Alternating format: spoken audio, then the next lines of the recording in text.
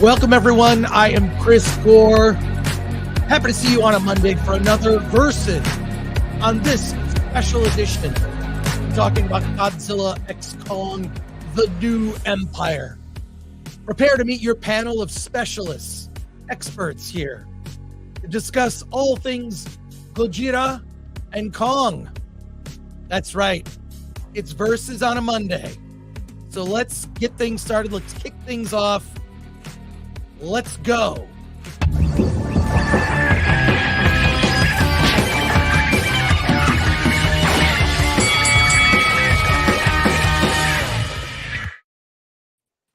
Yeah. Hey, everybody. How's it going? Great panel today. We have some people that will be joining us later. We've got a couple other panelists that can't join until late, but I am excited to have you all here. Let's get with it with our introductions, starting with, wait, I got to get this all set up here. Alan Ng, editor-in-chief of Film Thread, and we're here to bring Godzilla plus fun.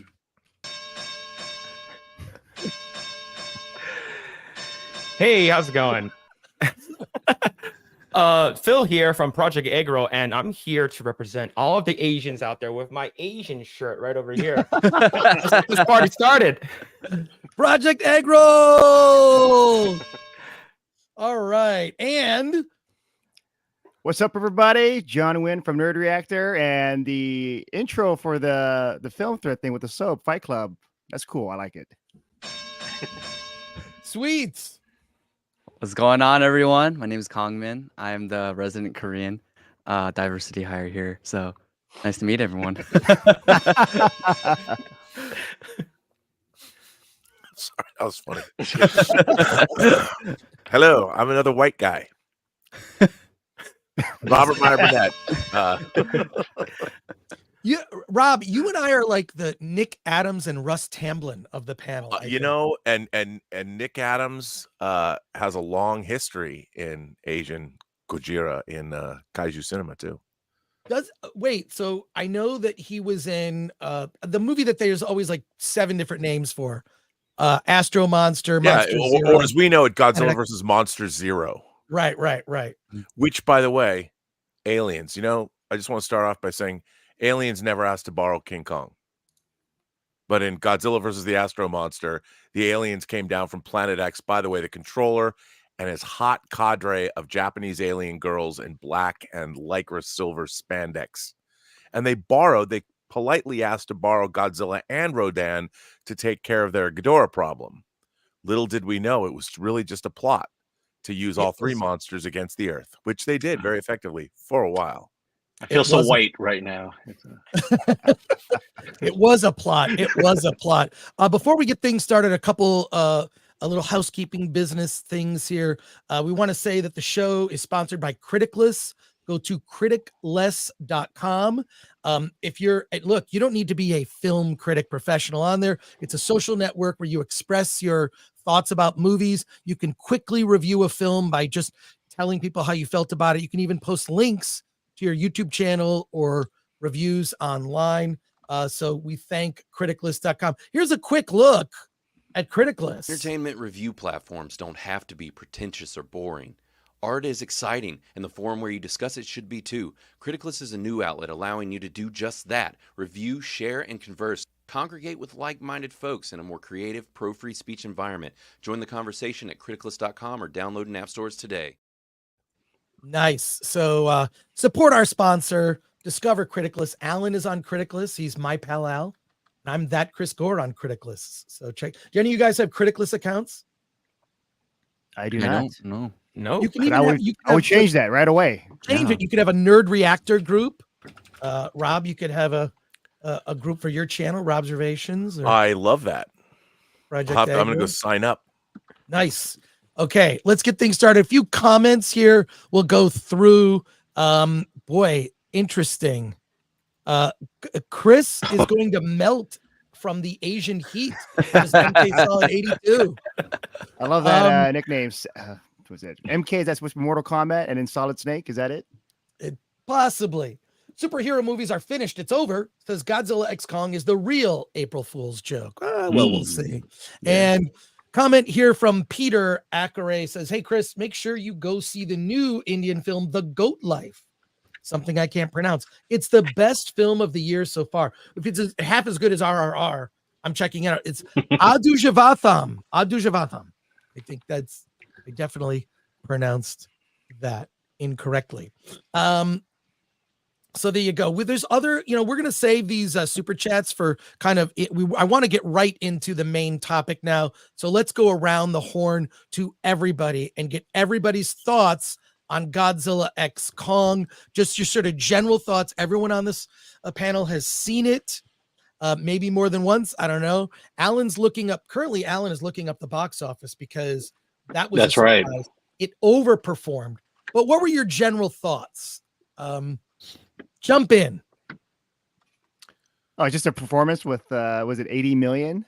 Well, no, not that so much, but like John, you saw the movie. What did you think? Yeah. No, overall, I enjoyed the movie. I have like some gripes with it, but I think in terms of just the Titans just coming together, fighting each other, I was happy with that. And we can get in more to the details later on what I disliked. But yeah, Kong, the Titans, Godzilla doing his cute cat stuff. It's adorable movie. Yeah, Cool. this was like a must see for me because like whenever I introduce myself as like Kongman, like the number one thing people always say is like, oh, like King Kong. And so, but I saw this and I really enjoyed it. Writing, story, terrible. A lot of things. I had so many problems with the film, but there's like, it's always a good, I guess like I don't mind any excuse to watch huge monsters go at it and just completely level cities and completely destroy all of their surroundings. It was awesome. Some of the shots were so epic when Godzilla and Kong were fighting together. I mean, it was just thrilling, awesome. I watched it in RPX, so that's like the IMAX of Regals, and it was just awesome. It was a great experience, and I really enjoyed it. It was not a great film in terms of like filmmaking perspective, but it's just, I mean, come on, it's monsters fighting each other. And sometimes I think with a lot of like the bludgeoning, with a lot of the lecturing that we always see in so much of American cinema, sometimes we just need films that just have monsters fight and just enjoy the action, I really enjoyed it. Cool. Phil. Yeah, I definitely enjoyed it. I enjoyed it a lot more than I thought I was gonna be because when I first saw that trailer, when I saw that baby, like baby Kong or something, I was like, what is this? And then I watched it, it's like, oh, okay, it sort of makes sense. And legit, there's one scene I actually laughed out loud, and I'm not sure if we're gonna like dive into spoilers or anything like that, but like it's I enjoyed it. I think the CGI most of the time was pretty good, and surprisingly, the human aspect of it is, of course, very boring, but overall, like the entire fight scene near the end, like the last like 20-30 minutes was amazing. Alan, come on. Oh, it's just. Oh, you want to go to Rob or you want to go to me? Oh no, Rob, go ahead. Sorry about that. Yeah. Well, it's really interesting because this is Godzilla's 70th birthday this year. 2024 marks Godzilla's 70th birthday, and it's amazing to me that we have a really interesting comparing and contrasting of a Japanese Godzilla movie, which is arguably one of the greatest kaiju movies ever made, in Godzilla -1, and now we have an example of what Americans think of Godzilla again in Godzilla X Kong, the New Empire, and what for me, the first kaiju movie I ever saw was Rodan. Before I even saw Godzilla, I saw Rodan. I believe that was the first color kaiju movie. And Rodan is a really serious film, and it's terrifying because at the beginning you don't know what's happening. There's these miners that come across this cavern where these caterpillars are that are going to grow into. That's what Rodan is eating. So my experience with kaiju from the time I was a little kid was to take them very seriously, because Rodan was really scary when I was a kid. And I'd first seen Godzilla the American version with Raymond Burr, Ironside. And then as I grew up and watched the different eras of Godzilla movies, I mean, the Showa era lasted a long time, and I saw most of those when I was a kid, and they ran the gamut of Godzilla, but then you'd have Godzilla versus Megalon, and you have Jet Jaguar, and you've got Godzilla doing dances. So there was a crazy wide array, and Godzilla fought Kong twice in the Showa era of Toho Godzilla movies. So to see this with technology and effects that are, I mean, it's all CG, but it's absolutely stunning. I was wildly entertained by this movie. I mean, more so, and somebody who's always pontificating about the erudite nature of what cinema can be. You should watch Antonioni's Ennui trilogy, La Notte and La Ventura, and go on Jules and Jim, and Truffaut, and then if someone asked me if you should see this movie, I would say, hell yeah, you should. Because, yeah. like has been pointed out, there are some epic shots in Egypt, at the pyramids. There's just these epic squaring off. You have to. This is a perfect example of you can go watch Lawrence of Arabia as a cineast and totally enjoy it and understand how great it is. David Lean's an amazing, but then you can also go watch this movie. And I think it says something about people. If you can enjoy Lawrence of Arabia and then go into the next theater, if it was a double bill, and find value and enjoyment in this, you're my kind of person. Because this movie, like someone had said previously, this was monumentally dumb. And it was full of unbelievable stupidity. Yes. I mean, when they give basically King Kong the Infinity Gauntlet to fight, well, we need to. I mean, you're in peak craziness, and I think that the one thing about this movie is Americans don't know how. I mean, Gareth Edwards tried to get the balance in Godzilla in 2014 to make a legit Godzilla movie. He tried to keep Godzilla shrouded in mystery. Mike Dougherty went the other direction and gave us King of the Monsters, which I loved. A lot of people didn't. Oh, no, I love that one too. Yeah. I know. It was awesome. And now we get to this, where I think Godzilla was done a little dirty in terms of screen time. I mean, clearly Kong is the romance. Yeah. He's the romantic. He's the Ryan Gosling of kaiju movies. And I mean, this is like, and because it was beauty that killed the beast. So Godzilla is always in a disadvantage, but because I'm team Godzilla all the way. But I gotta say, I loved every minute of this stupid movie. Alan, I know you and I reviewed it on the show last week. We will get into spoilers later in the show, but you'll get fair warning for it. Can you spoil this movie? I mean, is there who wins in the end? I know it's a little ridiculous, but Alan, do you have anything to add now that you've had time to think about it? Yeah, no, it just goes back to I'm just tired of seeing adult cartoons. Basically, I mean, it's one thing if it was meant to be a cartoon, but I think most of the movie is a cartoon. It's not real, and I think I preferred watching guys in suits wrestle over cardboard cities than seeing this. And then also the characters, smart female doctor, mute Asian teen. I mean, that's the extent and depth of these characters. And to me, the movie just felt bland. I get the nostalgia. I get the eye candy that's being thrown in front of you. But after seeing Godzilla -1, you realize you can still write a good story. You could still tell a story about humans and people that have heart and emotion to it. And it felt like this movie just didn't even make that kind of an attempt. And so as someone who watches a lot of movies, I can't say that this one stood out to me at all. And so therefore, I'm in the minority of this group. Again, I'm amongst Asians, and I'm in the minority. You're asking for too much, Alan. Your story? Come on. Yeah, I will say the best thing about having so many Asians on this stream is that we are balancing out the dialogue that were given to all those Asians in this movie. Oh, that's right. There really wasn't very many. There was none. Yeah, I know. They didn't speak at all. Nope. Yeah, but Alan, you and I talked about it. Shut your mouth. We talked about it on Friday, but I agree with you, Rob. I think that Godzilla got done dirty because I thought there was at least going to be some surprise there. I'm going to put myself full screen for a second so that you can see the Minya shirt I have.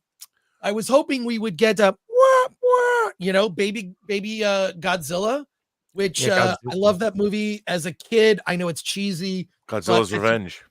Yeah, Godzilla's Revenge. It was fine. Son of Godzilla with I love the praying mantises in Son of Godzilla. Oh yeah. There's just a lot of good stuff in that. And like you, I was horrified by Rodan.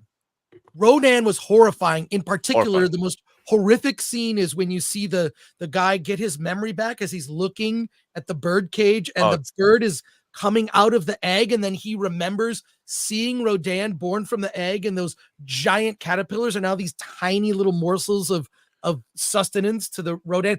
It was that, and the score for those early Toho films were always epic in scale. I think the thing that why -1, and I'm not saying Godzilla X Kong is still not entertaining.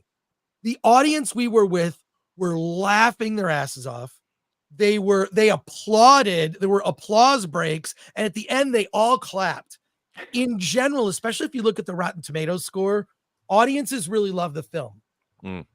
But for me, it was like it's too Godzilla -1 is still in my head. I still play the score. I love it, and I think two can coexist because we have the more serious Godzilla films from early in Toho's history, and then the ones that got goofy at the end, where Godzilla's like where he's like doing a high kick like Captain Kirk, like 2 feet He's off sliding the on ground. his tail across the. I love that though. I don't care. I like that design. I hated that. What, you hated that? That round Godzilla, where he's just kind of jumping like a little baby, and it's the round face, the round eyes that just kind of takes the terror off of Godzilla. Why can't we have it all? The cute Godzilla, scary Godzilla, menacing Godzilla. But the fact that this franchise has existed this long, and even like Shin Godzilla, I don't know, we don't want to maybe divert. And I really loved Shin Godzilla. Shin Godzilla is incredible. It's now I have both the dubbed and subbed versions of that movie. I don't know. There's something about it. It's like, this is how a crisis would be handled. It would be all these completely inefficient government agencies fighting amongst each other. How do we handle a giant monster? Here it's bizarre. Well, I mean, being the white American dude like you, Chris, I think that there's something interesting about. I've always loved Asian science fiction, whether it's Super Sentai stuff, whether it's Ultraman, whether it's the Mysterians. A lot of what Matango is a great horror. Gorath, where they put engines on the Earth to move it, like in the Wandering Earth later.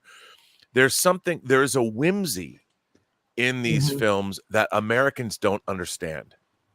And so I think it's very difficult to make that's why like Space Battleship Yamato, aka Star Blazers, they can't make an American translation of it because Matsumoto Leiji, he knows how to design sailing ships like in Message from Space, where you've got a sailing ship in space and it looks like a sailing ship. Americans don't accept that kind of thing. And I think that Godzilla -1 is beyond Americans' ability to do, because we don't buy into it. We can't make it. We don't know how to make a serious Godzilla movie. We don't know how to do it. We don't have it in our cultural zeitgeist or our cultural identity to know how. That's why when you watch Godzilla -1, it's so striking how resonant and emotional and serious the movie is. So again, I think that Godzilla X Kong has got something missing for me, maybe, but I still liked it. Well, I think Hollywood needs to know John. the American audience.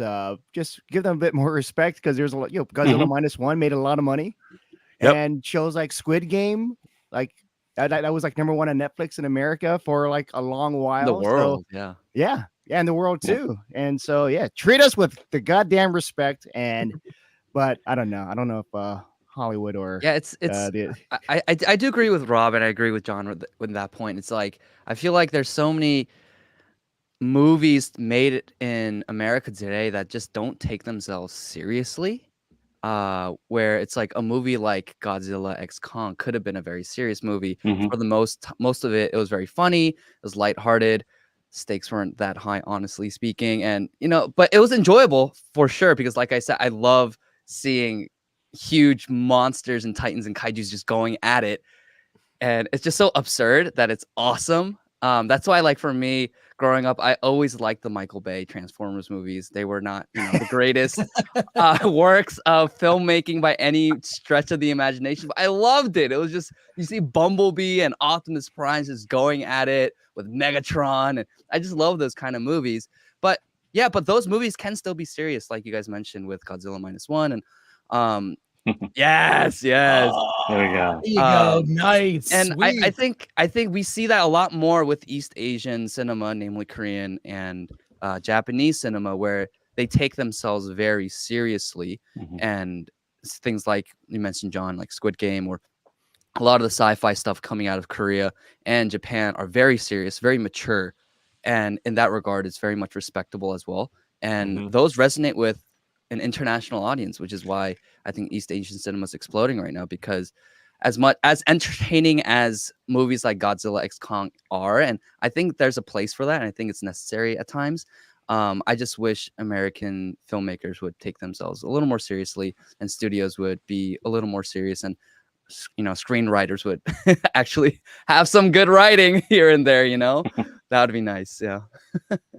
Yeah, I agree too. I think filmmakers in Hollywood need to give their audiences more credit, where they're not always being like, here's exactly what the movie's about, and then you have like a sort of side character that explains everything. You don't need that, especially like what Kongman said. Like it's like, especially something like Vagabond that came out several years ago on Netflix. Like I really enjoyed it. Came out from Korea, and there were some funny moments, but overall the entire series was pretty serious overall. And same thing with God, what was that one that came out from was it Japan? The one where they're in like it's sort of like they're locked inside a game.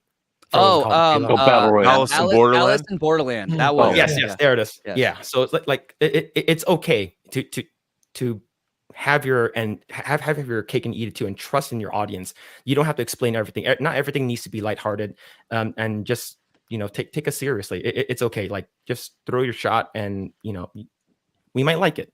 Well, to speak further to that, I mean, Korean horror for the last 20 years has been just killing it. Everything from I Saw the Devil, a movie called The Wailing that came out a couple years back. I really love Train to Busan, and that they take or the guy who made Train to Busan. There was the TV series about the demons coming up from hell and taking people back to hell or taking them down. It was wild, man. The opening sequence that takes place in like a Starbucks in the middle of a city. They'll push the fantasy aspects, but set it firmly in the real world. And I don't know if we Americans can do that very well. We have to go one way or another. We have to make it either too goofy or not goofy enough.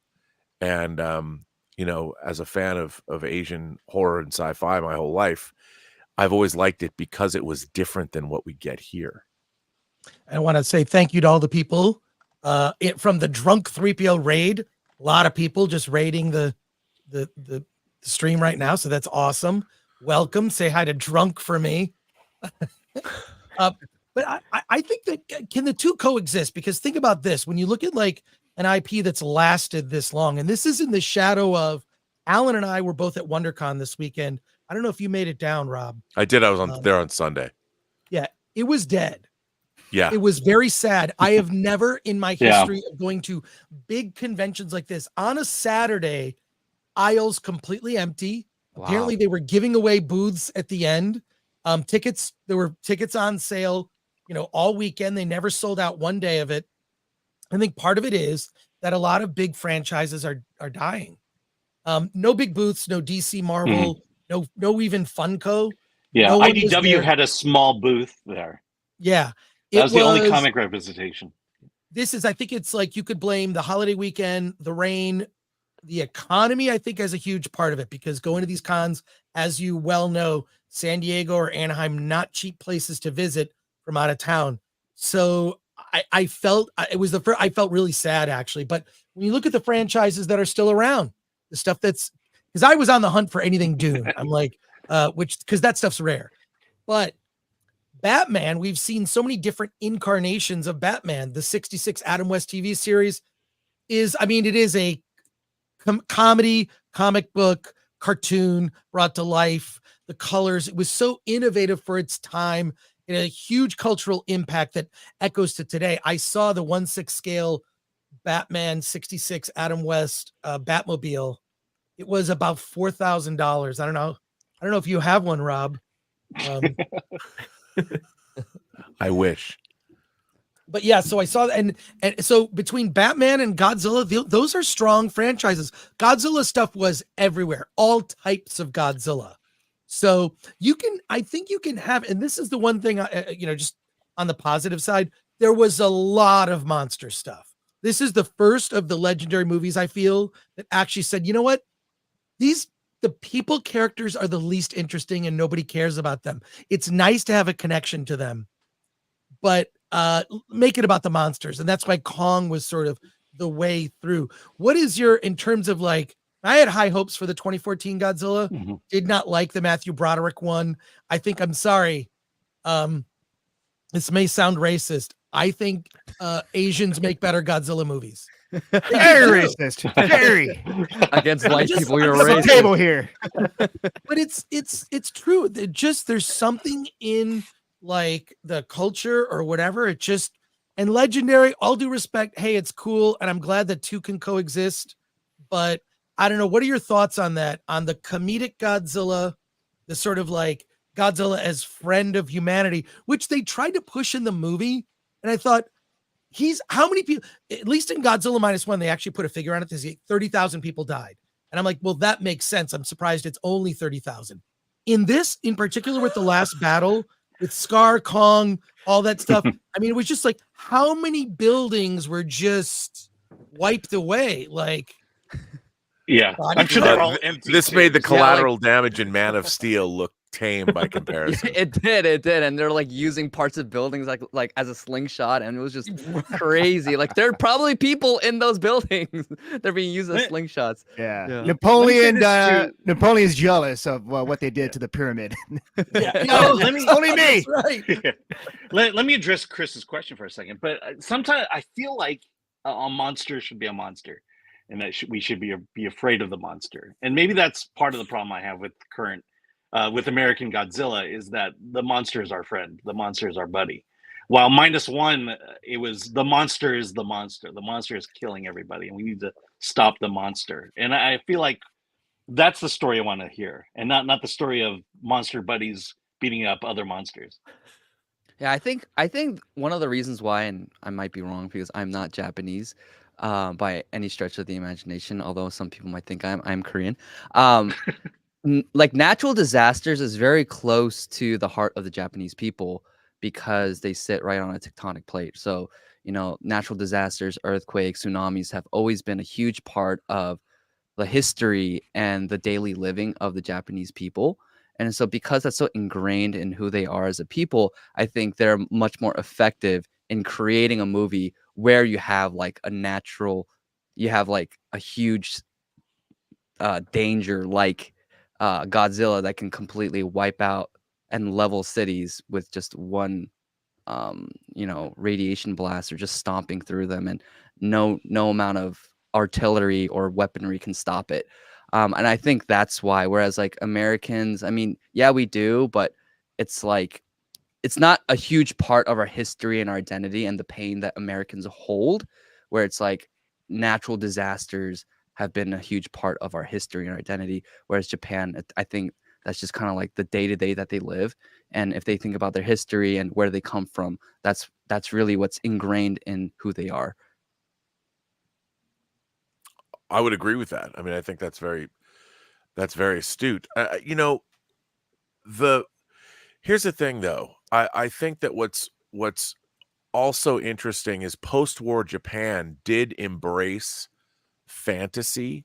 I mean, in terms of manga, in terms of monsters. I mean, the 60s, as technological advancement was rapidly progressing in Japan, their science fiction kind of grew along with it. Like even the human teams that are fighting against Godzilla have maser cannons, brought in on these giant military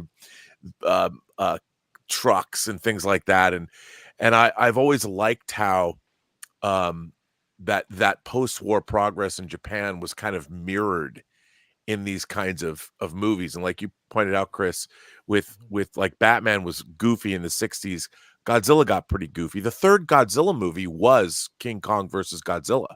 So it's not like that happened way down the line in the Showa era. It happened fairly early. It was basically the Rocky 3 Godzilla movies. Clubber Lang. Yeah, Right. where that, and that's what King Kong was. King Kong was Clubber Lang. I don't know. I have an affection for those early ones. Setting aside Godzilla X Kong, we'll get back to it. Can you talk about, for everyone, an earlier Godzilla film that you saw? It could be the last one. It could be 2014 Godzilla, Broderick. It could be any of the show era ones. Like, talk about why you like it. What are the things that drew you? Because whenever you talk to a Godzilla fan, because they're kind of a minority when you go to any sort of nerd space. It's like, oh, a fellow Godzilla fan. There's something I think that always hooked people as a kid. I think part of the appeal of Godzilla is a love of dinosaurs. It's the one thing you could sit here and talk about how, about like gender and what kind of toys attract children. Boys like cars and construction vehicles, girls like dolls for the most part, but everyone likes dinosaurs. And that's why I think the sort of roots of Godzilla's appeal is it's the love of dinosaurs. I don't know why there's a fascination. I mean, having raised two kids, like they both like dinosaurs. It was the one thing they could agree on, which is why I think my kids love the movie Jurassic Park. But any thoughts on like another Godzilla movie that you each have an opinion about that might surprise us? Jump in. I cried in the High Sea era Godzilla versus Mothra. I don't cry in movies. Like I cried in Star Trek II, The Wrath of Khan. I cried in The Color Purple. I cried in Shawshank Redemption. I never thought I would cry in Godzilla versus Mothra. But at the end, there's the music, the visual effects, and the High Sea era is so I loved it so much. But that movie really got under my skin. I felt really emotional, and it was sort of a culmination because I loved that the High Sea era was it 84 to, actually I have to look. I think it's 84 to 95 because you had Godzilla versus Ghidorah, you had Space Godzilla, you had but there was those Godzilla versus Biollante, and there was just something about the combination of kaiju, science fiction, and human interaction, and it was one of those things, involuntary tears when I watched it. Did it have anything to do I'm never with, going to copy this on any other stream I ever do, but I'm telling you right now, I cried during Godzilla versus Mothra. Did it have not the original? Okay, but did it have anything to do with sexy miniature singing? Definitely twins? part of it. That was okay. Yes. Because I mean, let's face it, Mothra does have her own theme song. I mean, how many with hot miniature girls that sing it? So, and there's even techno remixes of that song. I need to listen to that. It's I have an answer for this, so I'm going to save for last. But John, what sort of, other than this movie, a Godzilla film that really moved you or got you into Godzilla? Usually the ones that really got me into it are the American ones. Like I've watched some of the Japanese ones, but just the newer stuff I really enjoyed. I don't think I cried. Probably the only time I got really emotional was Godzilla -1. But yeah, the Showa era, like Godzilla, they're like just fun. Just Godzilla just doing silly crap. I still love the King Kong shoving the tree. And no, there's just happy moments. Nothing too emotional, but just me enjoying those the silly moments that Alan probably dislikes. Yeah. Phil, what about you? I would say my first introduction to Godzilla was probably when my uncle used to work at Fedco. And so what happened was that I would go in Fedco and I saw these videotapes and I was like, oh, Godzilla versus Mechagodzilla 2. I remember my friend mentioned that he really liked the original one. So I bought it thinking that it's all going to be monsters and like a kaiju versus a mecha version of Godzilla. And then there's a bunch of people talking, and I hated it. And there was a bunch of it was dubbed, so it was just really bad. And there was this like, I guess there's this like they needed like a human cyborg that can run faster than a car. So he was like running alongside of a car, and I was like, what is this? Show me the monsters, destroying stuff. And I'm like, this is even in the original Japanese ones. Like I'm like, the people, like of course, like for me as a kid, I didn't care what they were saying. I just wanted to see stuff break and to be destroyed. But that was my first one, and even my terrible experience with that one, I still really enjoyed it. Like I also watched Godzilla versus King Kong, the old one, where King Kong actually wins, and I enjoyed that one as a kid. And I'm like, I believe, Chris, you're correct. Like, it doesn't matter. Like, dinosaurs was the thing that really, really got us into Godzilla. And yeah, it's a lot. It's a lot for sure. Cool. Kongman. The only Godzilla movies I've watched. So my first Godzilla movie was actually the 2014 one. So it was really the MonsterVerse that really got me more hooked into Godzilla. I'm fairly young, and so just growing up, like I always knew about Godzilla, but never really watched any of the old films. And I know there's like 30 plus Godzilla films out there, so there's a lot. So I wasn't able to really catch up with them or watch any of them, but I did see some scenes, and it just always looks so goofy to me. You see like little stick figure Godzilla, like, and it's so cute. But again, like it's just when I think it was in 2020 during COVID, and there's like not much to do because like everything was like shut down. So I was just like watching stuff, finding stuff to watch in what used to be HBO Max, now it's Max. And I just saw the MonsterVerse series on there, and I was like, might as well just watch this because Godzilla is pretty dope. And I loved it. Again, I think a lot of those movies were a lot better than Godzilla X Kong for sure. But I really did enjoy them, and I do want to look more back into the old Godzilla films now that I am much more into Godzilla now, because one thing I've been realizing for myself is that there's a plethora of great films in the past that we can watch and enjoy and learn from. Alan, do you have a take on this? Yeah, I mean, Chris, Robert, we're pretty much the same age. The only way I saw Godzilla movies was Saturday afternoons.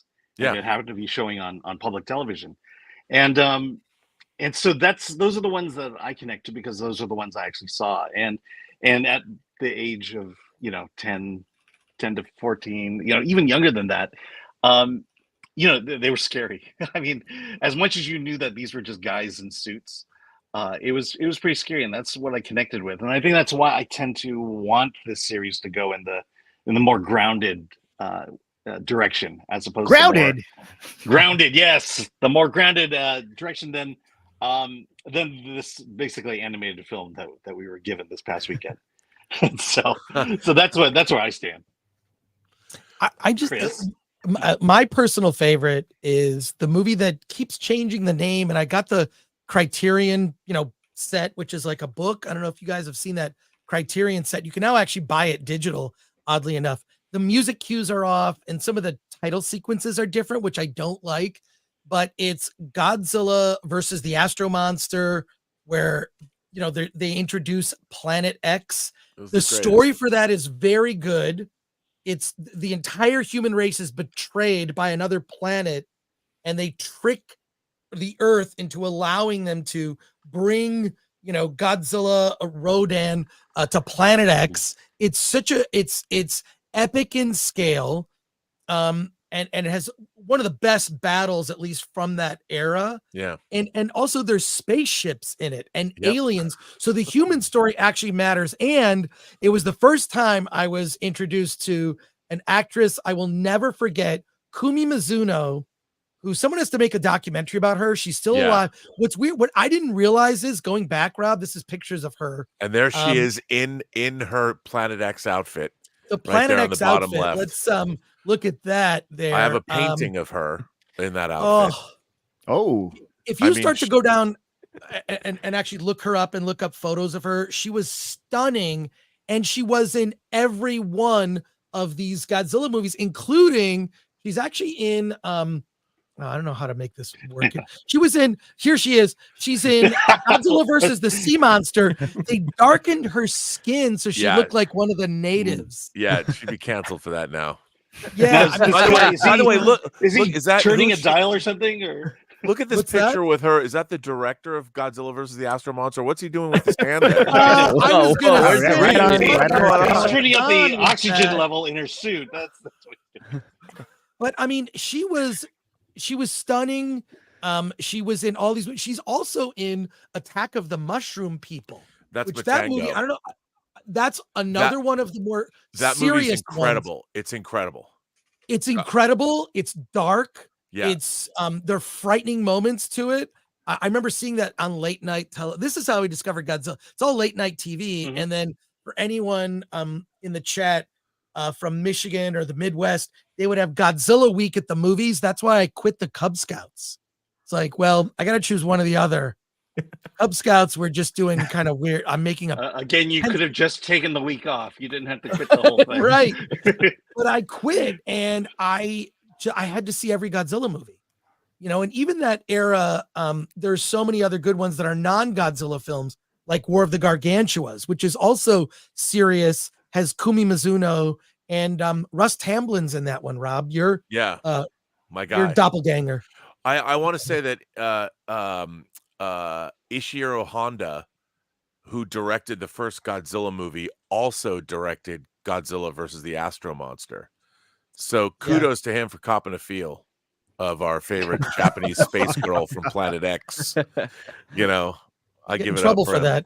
But Yeah, you I know, know. but I think Chris, what you pointed out though about Godzilla versus the Astro Monster, because I felt the same way. That was my favorite Godzilla movie when I was a kid for those very reasons. You had aliens, you had spaceships, you also had Ghidorah, or I used to say Ghidra, but Ghidorah, the three-headed monster, which was apparently native to Planet X. So you had all of these. Those were my favorite things when I was a little kid. And to combine them all in one movie, the Japanese already knew that was going to be my favorite thing before I even saw it. That's why they made it just for me. And I think it's important that, you know, again, there was something going on in post-war Japan that was very appealing to the Star Wars generation. But we didn't know that yet. So we didn't. There you go. There's the controller. And by the way, if the world is going to be controlled by anybody, the world should be controlled by the controller from Planet X, because he'd sort things out. And they brought him back for God. Chris, were you at the Chinese theater when Godzilla Final Wars played in like 2005? God, I don't think I was actually. I wasn't. But so Godzilla Final Wars was the final. It was at the time was going to be the final Godzilla movie.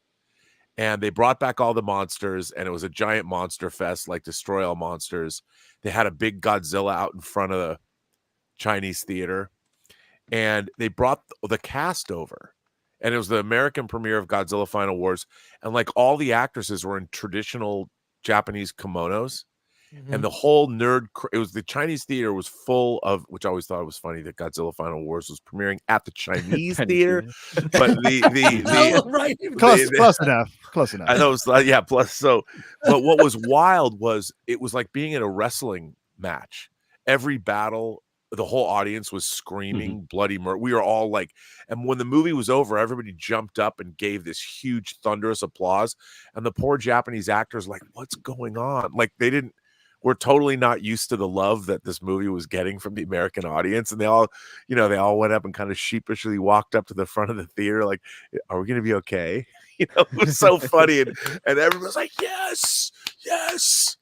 And that was the movie. In case anyone hasn't seen it, it has the Roland Emmerich CG Godzilla fighting the Japanese man in suit Godzilla and getting its ass kicked at the Sydney Opera House.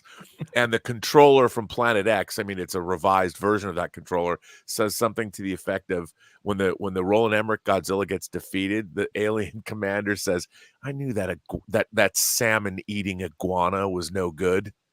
And it's a fantastic. The movie's not as good as you want it to be, but it's a lot of fun. Well, no matter. By the way, we should shout out to the 1,300 people watching us on YouTube and Rumble. Nice. Oh wow, nice. dope. And Thank you, so everyone.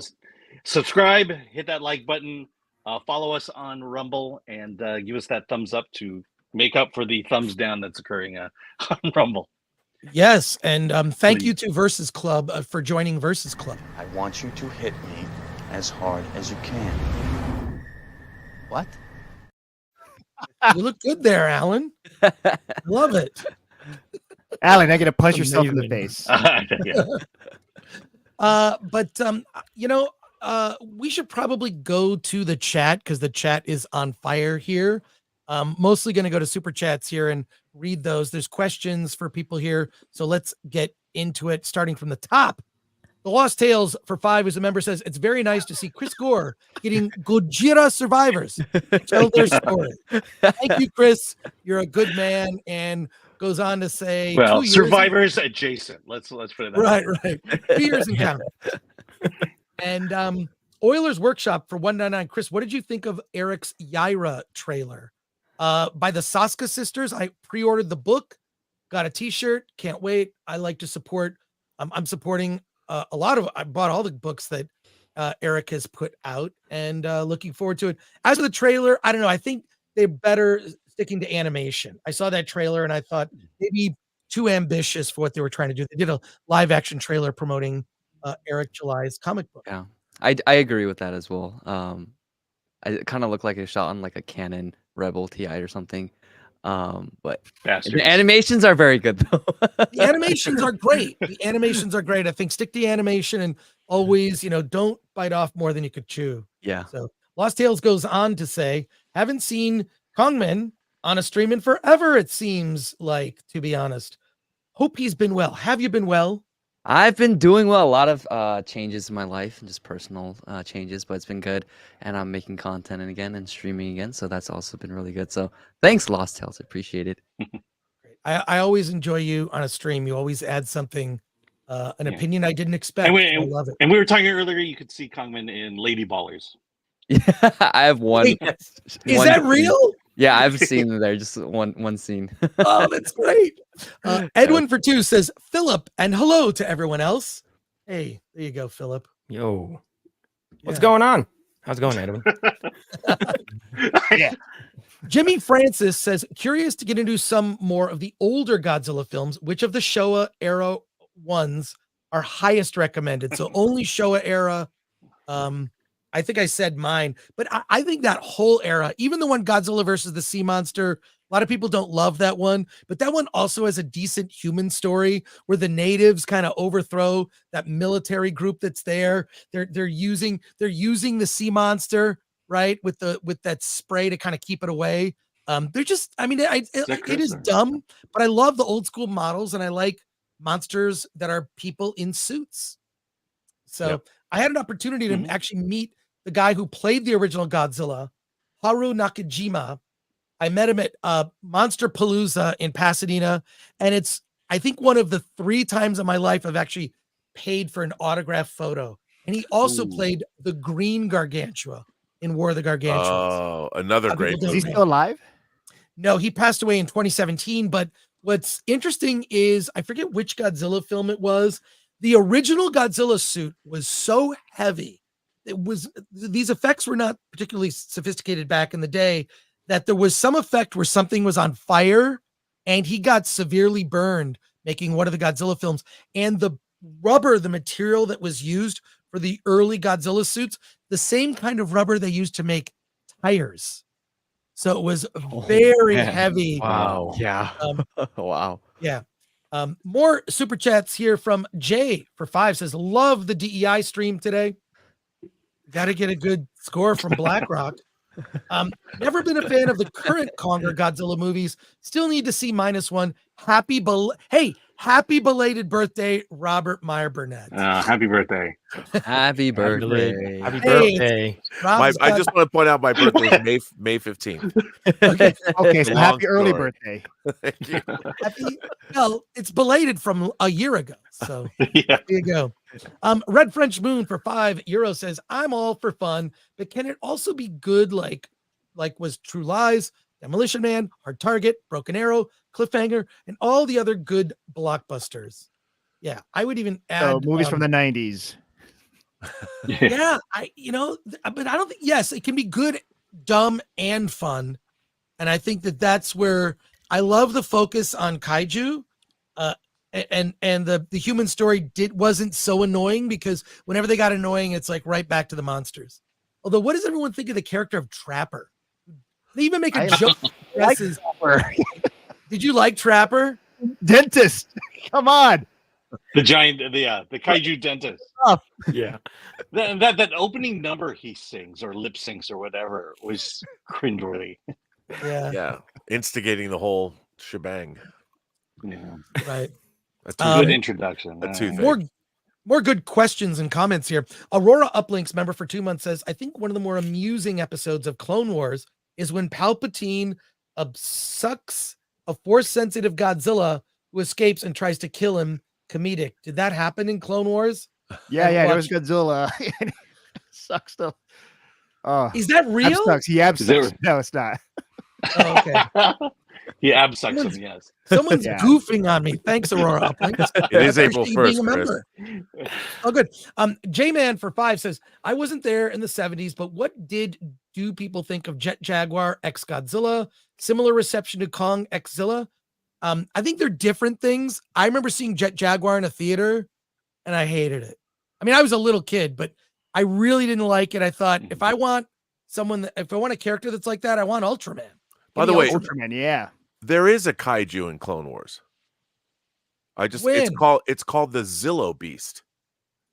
Oh, and, it's kind of a shout out to Supreme Godzilla. Chancellor Sheev Palpatine sought to use the Zillo Beast's indestructible hide to aid the Grand Army of the Republic, and shortly after the creature was brought to Coruscant for study, it broke free from its restraints and rampaged through the capital. In the end, the Jedi and the Republic Army were left with no other choice but to kill the Zillo Beast using a powerful toxin. So shout out to the Zillo Beast. And Bush and Ryu Cat, member for 3 months, says, hey, Alan and chat, make sure our white slaves behave. By the way, it's from Malastare, the Zillo Beast.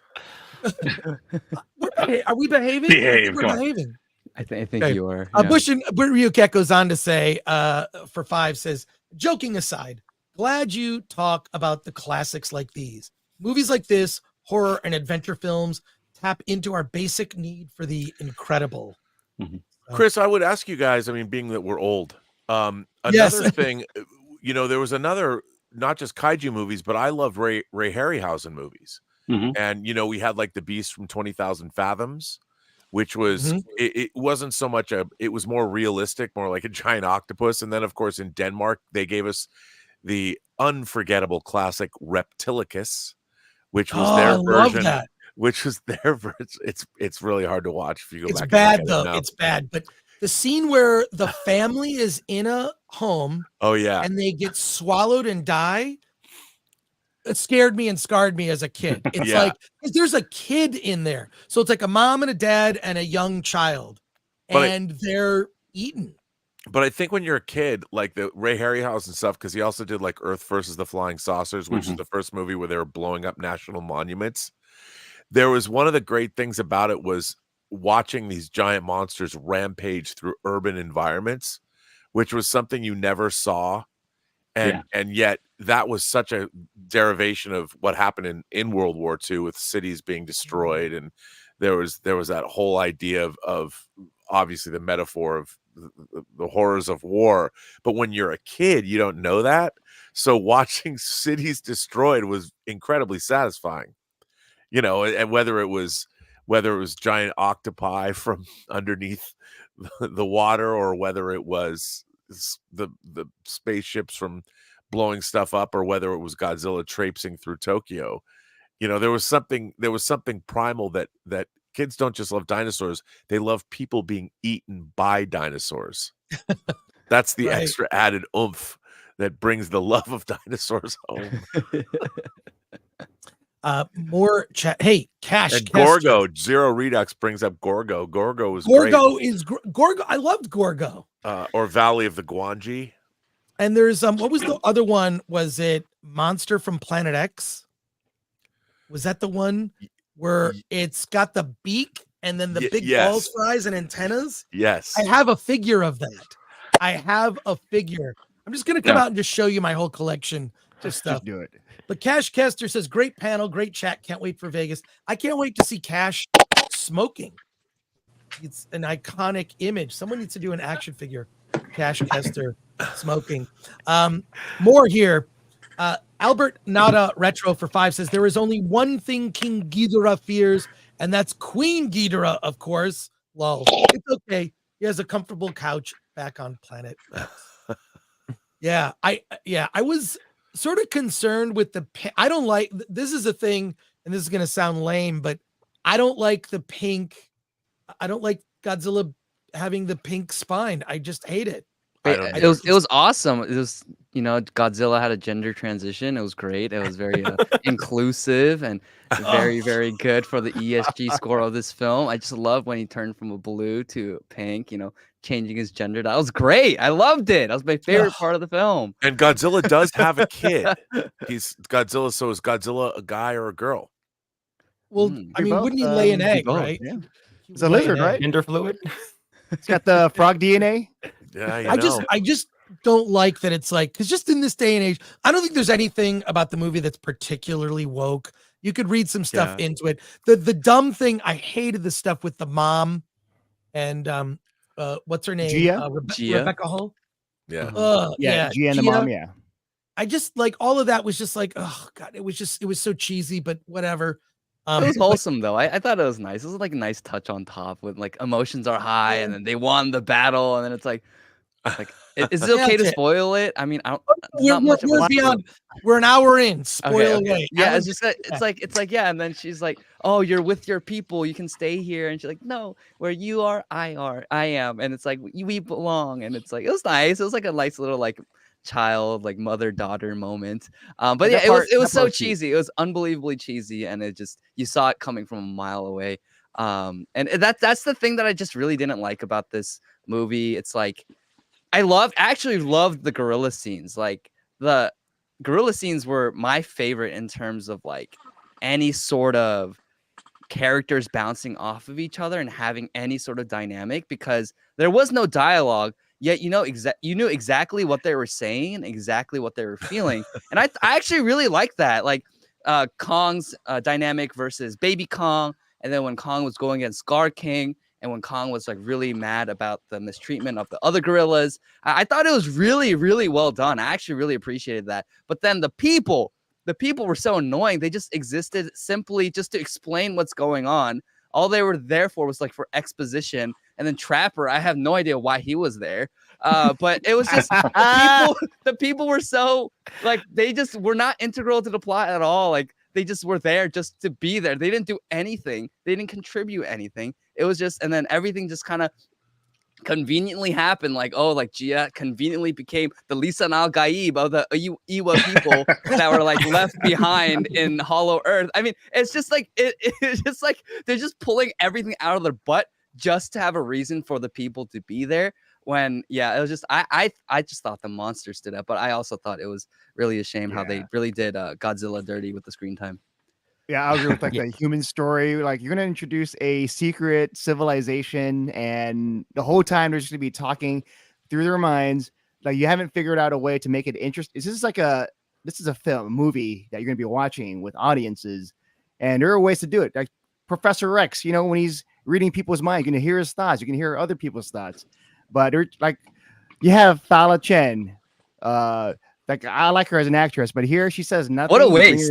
Yeah, what a waste! No Asian says anything in this movie. Nope. You just stare at each other. Yeah. The worst part for me was in the middle of the movie. I think it was Brian Tyree Henry's character. He basically says, "What Godzilla and King Kong need to do is this, this, and this, and they'll win." And then Godzilla and King Kong does that, and that, and they win. And so they basically spoil the movie halfway into the movie. Because you know, you watch classic Pixar, they were the masters of saying, here's the plan, Buzz and Woody, you're going to do this, this, and this, and every time they get to a certain point in the plan, everything goes wrong. And then you know, and I bring up Toy Story 3 all the time. You know, I really thought they were going to die in that incinerator. Yes, me too. Yes. I mean, that's how good this storytelling is. And in this one, they just give it away. It's bland and not inspired at all. Yeah, Well, yeah. Rob found actually the Zillow Beast is a real thing. Yeah, This I thing said is that. real, and here it is. It has to be from the name. It has to be inspired by Godzilla. I mean, in the name, it is. So I don't know. It looks like Audrey 2 to me. you think so? Looks like a giant Yeah. plant. Anyways, Yeah. thanks, Rob, for finding that. You're welcome. Yeah. Well, thanks to our viewer for bringing it up. Yes, I know. I didn't believe it at first. I thought I was being trolled, which happens on a stream. What can you say? But we'll go to some more here, and then we're gonna pivot into spoil. We're gonna do spoilers and just be all over the place. So here we go. From Razorburn member for 4 months. Chris, did you see King Kong versus Godzilla? Which version you see, Kong winning or Godzilla? I just saw, King Kong versus Godzilla, whatever the 60s version was. So That's where Kong wins. that's the Kong winning. I mean, does he win? I mean, all of these are a draw. He doesn't murder Godzilla. Dude, He won the battle. he's walking not the war. around. It's like a boss, like into the Yeah. ocean. Like a boss, Yeah. but that's whatever. That's I don't know. Yeah. So that was the one I saw. The one thing I really like, people probably I don't know if anyone remembers this one. Do you remember a movie called King Kong Escapes?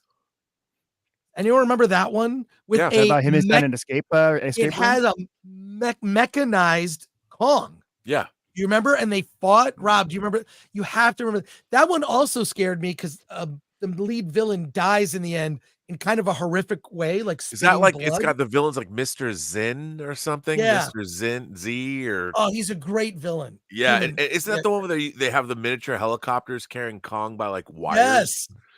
I love that movie.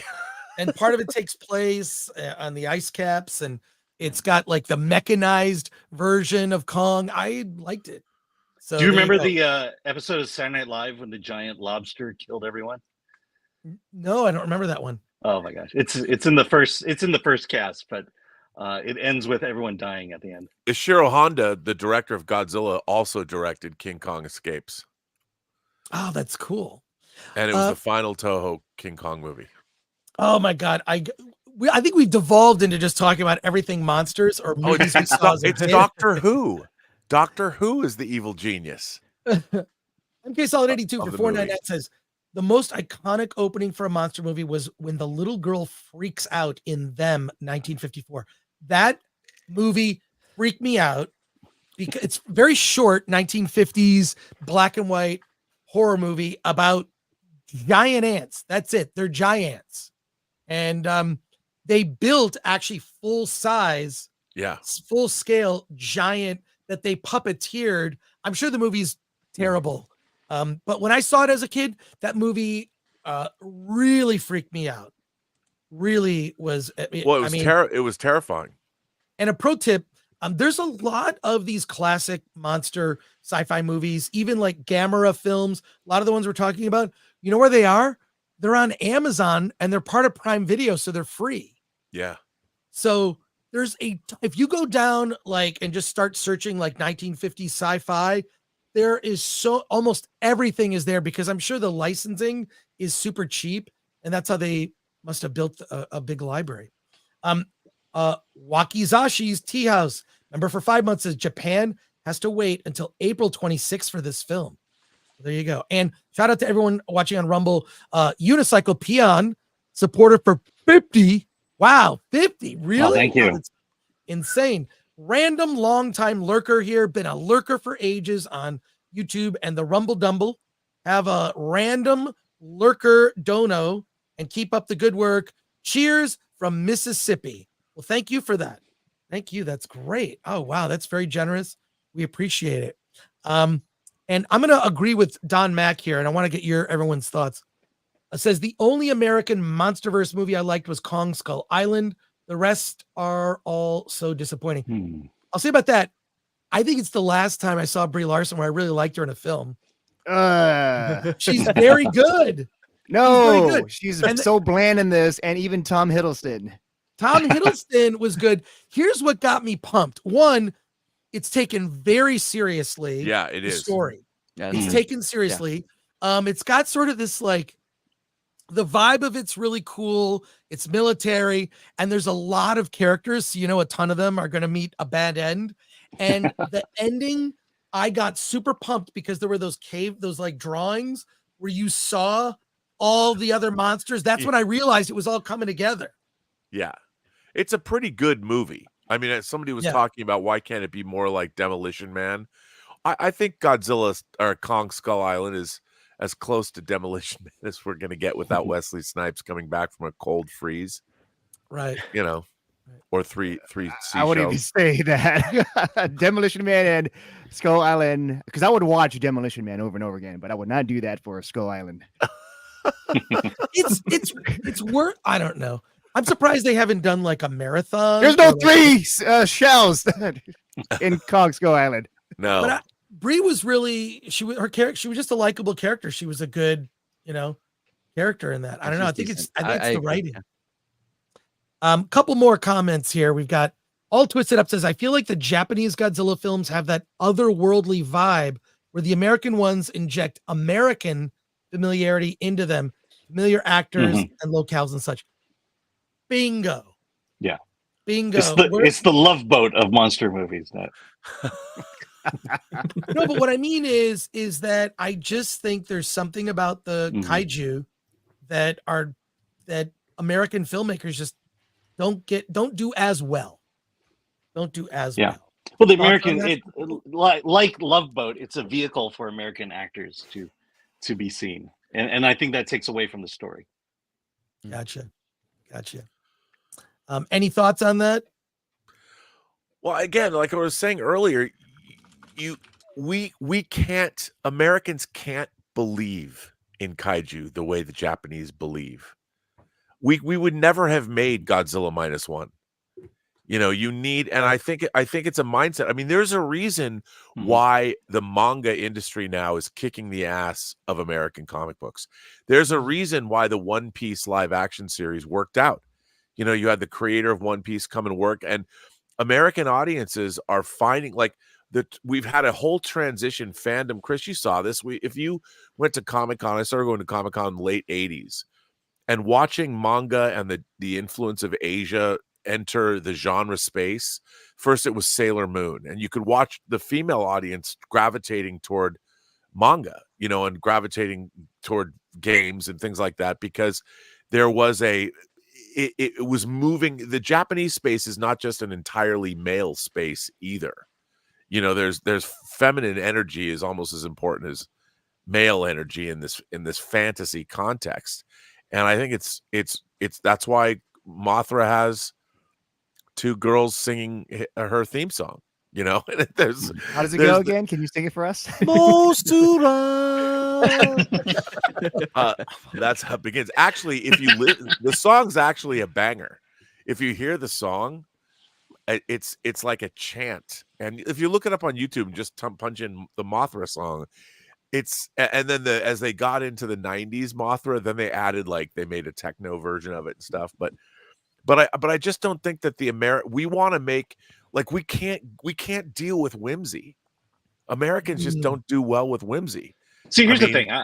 I don't think it's Americans. I think it's the studio system that will prevent this from happening. I think there's a filmmaker out there. Yeah, I think there's a filmmaker who could do it, but they're not going to get the studio money to get it done. I think was it Cloverfield? Yeah. I think they're pretty close to that with the giant monster. Cloverfield was probably the best American kaiju movie. Yeah, because it did a perfect. That's a great call. It's a perfect way of treating everything seriously, because the characters are in a constant state of disbelief, and I think that was the great way to approach it. And when you see the head of the Statue of Liberty come rolling down Fifth Avenue, that was amazing. Plus the way it was shot, or the way the story was told, which was like a found footage video. Yeah. That style. I don't know if you remember, Rob, at the ArcLight, they rolled out that trailer and didn't tell you anything. Right. It was a surprise trailer. Just that was when J.J. Abrams was like, wow, this guy he's awesome. I don't feel that way anymore. But when that trailer dropped, there was no he's working on it. They just showed it without, and it was just, I don't even remember what movie I saw, but I remember seeing that trailer at the ArcLight. And everybody after the movie talking about that trailer. I do miss the ArcLight. Well, it's in this funny because place. you're right. That was who said that? Was that you, John? That said Cloverfield? Yeah. Cloverfield. Yeah. You're so right about that. We always forget about Cloverfield, and what's really interesting is when you finally see the monster, it's pretty goofy looking. I mean, it's awesome, but it's not like, it doesn't have the cool factor. It looks kind of like the ghost in Poltergeist, the white ghost that's kind of on 4 legs and bobbing up and down that looks like a ghostly spider. I mean, it was, but the fact that movie's terrifying. Cloverfield's really, really good. I watched it recently and I forgot how good it actually is. Mhm. Yeah. I need to rewatch really it. good. It's really good. But yeah, the alien design is just not good, especially with the other J.J. Abrams alien designs. Like, you can tell he put his hand on this, especially the Star Wars films with that tentacle creature in Force Awakens. I'm like, definitely J.J. Abrams. Yeah. Or Gullet. You got it. You got it. Hey, You're alive, Alan. I know. Big By the way, Bullion. oh, Sorry, no, Alan. Go ahead. Read it. No, No, go read ahead. it. Read it. No, No, go ahead. I was just going to plug Arcadian, which comes out a week from Friday. That's the Nicolas Cage monster movie, and I highly recommend it. Oh, cool. yeah. So you saw it already? I've seen it. I saw it at South by. And All right. It's pretty good. I really enjoyed this one. And the What kind of monster is monsters? can't that's tell. something that should not be spoiled. Okay. no, That's a don't spoiler? spoil Wow. it. Don't spoil Yeah. it. No, it'd be a spoiler if I described it. Yeah, Okay. I don't want to know. Gotcha. Yeah. Big Bullion, member for 4 months, says -1 is a solid 7.5, but to each their own. Rob, and happy birthday, Robert Meyer Burnett. That is on there. Daneska for €5 says, you guys, including Nerdrotic and Drinker, wow, we're being put in that company. That's good to hear. Are like an oasis in this crazy woke world. Thanks for everything you do. Cool. Appreciate that. Thank you. Thank you for watching. I mean, we try to like, I'll say that we try to say, like, here's the big mainstream stuff, but there's other stuff worth talking about that you may not know about unless you watch this channel. And I think it's important to kind of diversify. John, you and I talk about it when we get together. You got to diversify your media diet. You can't just watch the mainstream. You got to watch all types of films. So and thankfully we're forced to do that because of in the business is like, do I really have to watch got it. Wait, things? Rob, I got to put you full screen here. This is the Criterion Godzilla set of the Showa era. Wow. Godzilla movies. That's awesome. The artwork is so incredible. Look at that. So it's got every single Godzilla movie. It's got various versions. It's got the English language. Some of them are a little wacky, but the English language versions and the Japanese versions. So if you're a Godzilla fan, I highly recommend this because it's so much fun. And then you've got, of course, all the discs. Oh, hello now. Yeah. Wow. So Very cool. Man. Great stuff. Great stuff here. If you want even more Godzilla stuff, I discovered after -1 came out, I don't know why this is happening. There seems to be now a big push to consolidate and promote Godzilla. Toho's making moves. So they put all of their Godzilla stuff under one. It's just Godzilla.com. Link in the description. Okay. Their website is amazing in terms of it's every Godzilla movie and it tells you where you can get it. It also has merch from the different films, and there's a series of books that you can get. They're not always in stock that show you behind the scenes and the making of, and it's like a resource for everything Godzilla. It really is incredible, and you can pre-order the Godzilla -1. You can actually pre-order the Godzilla -1 figure, which is coming out, I believe, in the fall. But I've just like, as a kid, there was never any good Godzilla merch when I was a kid, and you can get 15% off with Kaiju 15. Might as well take advantage of that. But when I was a kid, there were no good Godzilla merch at all existed, period, as a kid. And here I am growing up watching Godzilla movies. There's nothing. The thing that freaked me out was the movie, I know you guys remember, Revenge of Godzilla, where one of the characters is playing with a Godzilla toy in the movie. Oh, we lost John. Playing with a Godzilla toy in the movie. And I thought, where did he get that toy? I didn't even know that they made Godzilla toys. There was only one thing that existed when I was a kid. It was the Aurora model kit with the glow in the dark hands and head, which made no sense. They painted it so only the teeth and the claws were exposed with the glow in the dark stuff. But hey, you're back. So yeah, I don't know what your thoughts on that, because Rob, I'm not sure how many people know this, but you're into figures. Look behind you. Well, I can't tell. there is a plethora of great Godzilla figures you can get, and both domestic and foreign. The thing that I want to get, I've always wanted to get it. There's a radio controlled Godzilla figure. Oh, That's it's pretty big. And I've never been able to get one, or I've never been able to afford it, I should say. But I'm a huge fan of that kind of thing. And then there's a company called X Plus that does a whole line of Godzilla statues and things that are really, really good. But there's plenty of different various iterations. There's, for a couple grand, you can get a huge Godzilla model that I'd love to get. They just popped it. It was hard to get for years, but you can get it again now. I saw a lot of stuff at the show. I may have picked up a Godzilla -1 figure. Have you done the unboxing Oh, yet? which one? Do you have it right now? I it's on a shelf. I'd have to go and grab it, but maybe I'll show it at the end of the stream. I did not unbox it. It is still sealed. I might keep it that way for a bit, but oh, wait. What did you do? What did you do? Wait, John. Oh, wait. How did you get that? Did the studio send that to you? Actually, my friend gave it to me. Oh, there you go. That's because he had a lot. Probably, yeah. It's like, I don't need another Scar King, so you can have this Scar King. I was like, sure, give it to me. I might have gotten the cup toppers here. Oh, you wasted your money. Yeah. What? You wasted your money on those. I'm sorry. I'm just, okay, I did not waste my money. I want to see it. Give me It's just I got the cup toppers. Okay, Godzilla and Kong. And guess what I'm going to be drinking out of for free soda every time I go to an AMC. The Dune cup. I'm using these bad boys. So, you go, oh, I just picked it They up. just took a plastic figurine and glued it to a top and then put it on a pretty cup. dumb. Pretty dumb. You can get it at a yard sale for $2 in a couple years. So, but Alan, we didn't get to the box office. Yes. The estimates for this, if you could bring it up or put the link in the private chat. No, I have it here. I'll bring it Okay, cool. Because the estimates are around like 50 million this weekend. So, because Ghostbusters Frozen Empire did not perform well. This did over the weekend. Is it 80 million? 80 million domestic, 114 million international, for a total of 194 million worldwide. That's going to be. I mean, I don't know where it's going to end.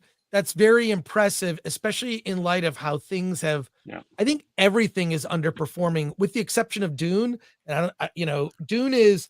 I saw Kevin J. Anderson this weekend. I went to buy a book from him, and it sold out. It was the Paul of Dune book, which is the book that takes place between the ending of Dune and the beginning of Dune Messiah. Right. So I've never read it. So they sold out of it, but he was saying that collectively the Dune films, the two Dune movies, have made over $1 billion. So that's kind of the figure they're now pushing. Now Hollywood always finds a way to like spin things in a positive way. So, well, I think what people forget about Dune is 80% of it was financed by Legendary, the company that's behind the Gods of the Monsterverse too. So if for them, their deal with Warner Brothers is probably they get first money out. So, if you think about the box office, the studio gets 50% of the box office. So it passed 600 million. So let's just say Warner Brothers gets 300 million of that. Legendary would get their 160 million back first and then split the rest. So Legendary's already in profit. Right. And they're probably going to end up, if the movie tops out around 700 million, that's a pretty great result for a European sci-fi art film. Yeah, well, I did see it for the 5th time in a theater. I saw it finally in 70 millimeter IMAX. I found a seat in row J. I still think I should have been up a little higher. for that screen at Universal. You saw it there too, right, Rob? Yeah. Yeah, Amazing.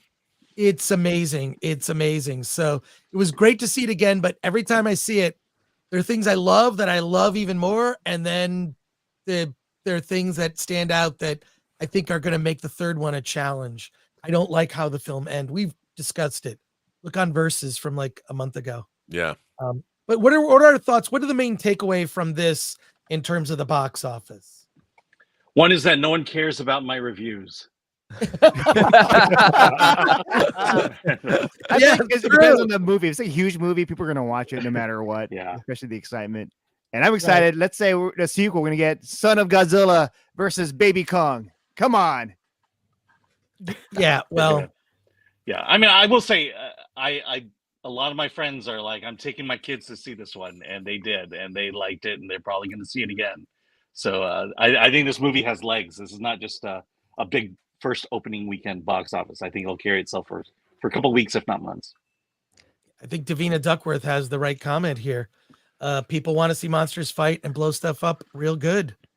So there you go. Pretty simple. And it's something that appeals to, like Alan said, like young kids. I brought my sister who's much younger than me, and we watched it and she loved it. She's like, let's watch it again. And Yeah. I was like, it was fun, but I don't think it's something I'd watch. She said, no, I want to watch it again. I was like, let's go watch Kung Fu Panda instead. She's like, no, I want to watch Godzilla and Kong again. I'm like, okay.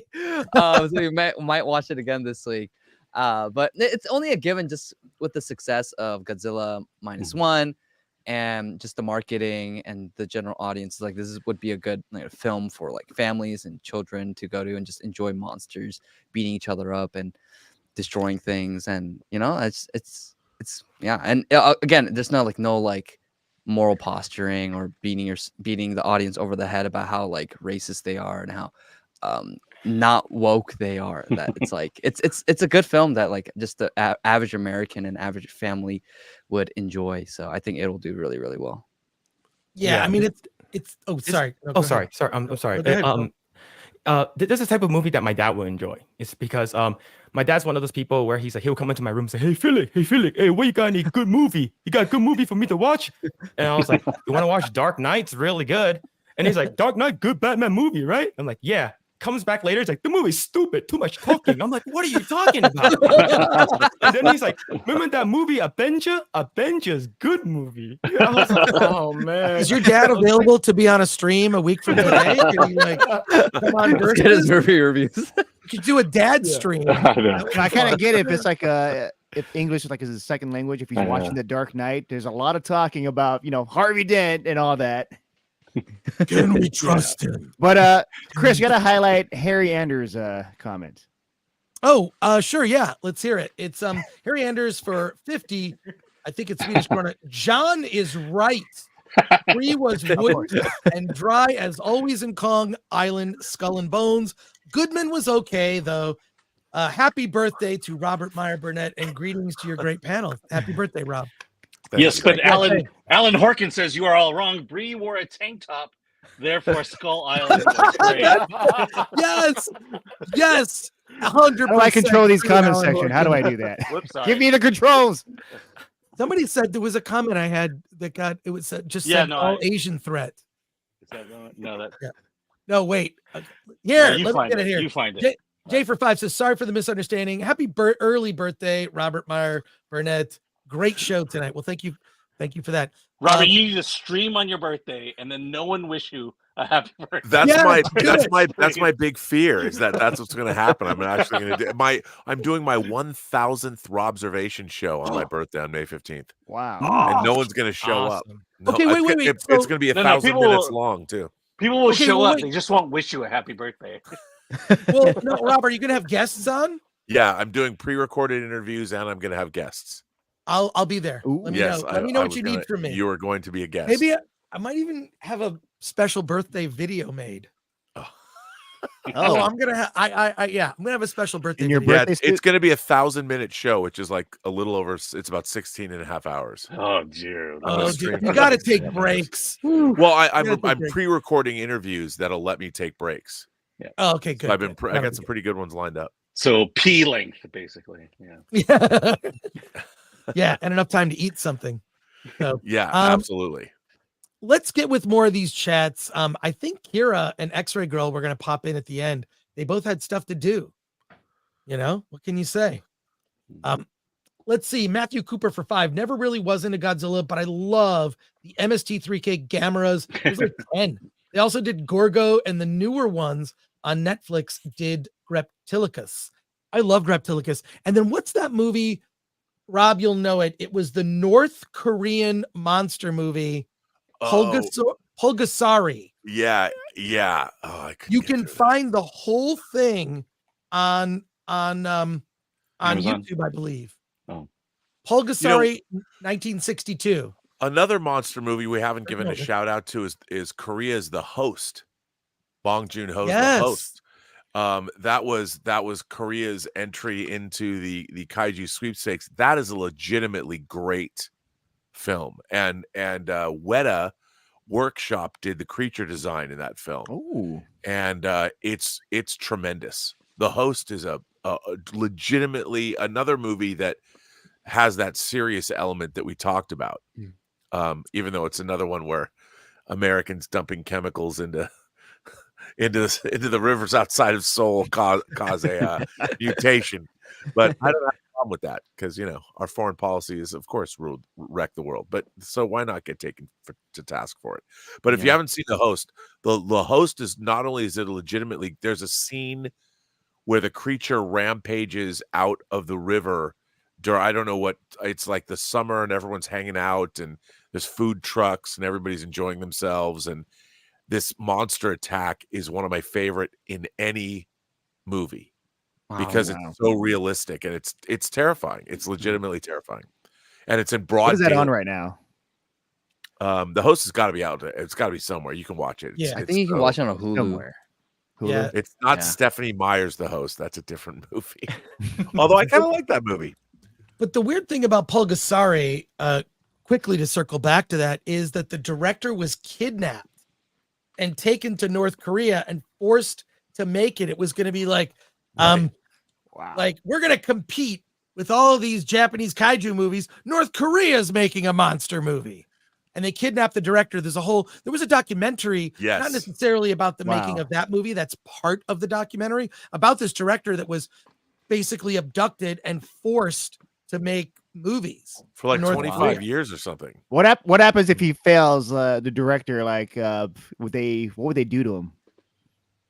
I don't know. Feed him even less. I don't know what happens in North Korea. By the way, the Host is on Hulu and Disney Plus. Wow. All And you know right, what? Disney Plus. And also on Disney Plus, Poor Things with Emma Stone. So Is there it you go. really on? I'm not What joking. things on Disney Plus? It's on the Hulu portion of Disney Plus. Okay, Yeah. Hulu. Yeah. Yeah. But yeah, A you lot can of go. nudity You in can that watch movie. What a Yeah, you- strange you can movie watch to it on the Disney Hulu Plus. There you go. Oh, Pretty sure there's a one kaiju in there somewhere. for 2, Bush and Ryu Cat says, RMB, your thoughts on War of the Worlds. Happy birthday. Now, thoughts. What Which would that one? be for the original Why? I'm Yeah, guessing I mean, War of the the old Worlds or one? the Tom Yeah. Cruise with Spielberg? the 1953 Byron Haskin directed War of the Worlds was my first favorite movie. When I was 5 years old, that movie was the greatest thing. It's still a great movie, but the thing that freaked me out the most, my best friend growing up was Catholic, Jeff Swafford. And in that movie, I'd been to church with him. I'd gone to his first communion. In the original War of the Worlds, there's a priest that walks toward the Martians as they're coming out. Their Martian war machines are coming out of the gully. And if you know War of the Worlds, it's got the greatest sound effect in the history of cinema, which is their heat rays. And the priest is saying, though I walk through the valley of the shadow of death, I will fear no evil. And as a little kid, I'm watching. I'm like, well, of course the priest is going to be okay. And the Martians fry the priest. They burn him to a crisp. And it was the first time in a movie that I realized that the adult world is a place I might not want to go. As a little kid, the original War of the Worlds, and that's why I love the movie. Yeah. And I want to be there when I was a kid. it was amazing. like- And after I saw it, we drove. I'll never forget this, even though I was like 5. We drove from Seattle to Cannon Beach, Oregon, where my aunt lived, my grandmother's sister. And I spent 3 hours the entire drive in graphic detail telling my grandmother every minute of War of the Worlds for 3 hours, and she indulged me and listened and nodded her head. And I remember my mom saying to me when we got out of the car, your grandmother took me to see that movie when it was new. And I felt guilty that I inflicted that on my grandmother. But Rob, I felt the same way you did as a kid. That movie is terrifying. Terrifying. The sound design, The alien design too. Alien design, the bigatures that they had whenever you've seen like these miniatures, quote miniatures, were very large. And the practical effects, and also just the humanity in it. Like you mentioned, like, and the way it ends, it's actually weird. It's very short film, but I also loved that film. And you know what? For what it is, I actually like the Tom Cruise one. I did too. Directed by Spielberg. I think it's very good. One too, yeah. Spielberg, the way, and I think this is where modern directors have gone wrong. When you look at, with all due respect to, was Adam Wingard, who made, a Godzilla X Kong. The problem is I feel like digital effects have gone off the rails. They don't look organic, or as Rob is fond of saying, verisimilitude. They don't look like they're part of the world. They look fake. That's why in the review, when Alan and I were talking, I said, this is just a cartoon. Right. It just doesn't feel like it's an unreality that doesn't feel like it impacts. And Spielberg is one of those directors. I would also add Christopher Nolan is also a director who's very capable of, and Denis Villeneuve, integrating these digital effects in a way that makes them feel real, make them feel part of the universe. A lot of that is the sound design, and a lot of it is, and I blame Marvel for this, having these directors in these schedules where it's like the director doesn't even have a hand in approval. Like, sure, you're going to approve shots, but then there is like the train is leaving. You have X amount of time to approve a shot, Right. And I really you're saying he only directed the acting in the movie. Is that what you're saying? A lot of directors from Marvel projects have mentioned that, where it's like there's a whole other movie being made while they're directing the actors. But there are directors, Nolan, Villeneuve, Spielberg, who, when they use big digital effects or big genre movies, they find a way to integrate the effects in a way that feels real. How and why have we've lost that? Well, we mentioned it Friday, where how is it that we've digressed so much since Jurassic Park? That was Spielberg.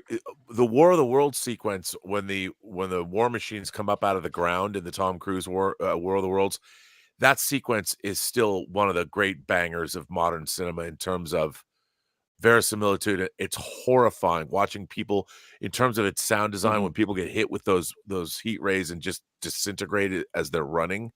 It's terrifying because Spielberg knows how to shoot. Like with Jurassic Park, he's always shooting the dinosaurs from human beings' points of view.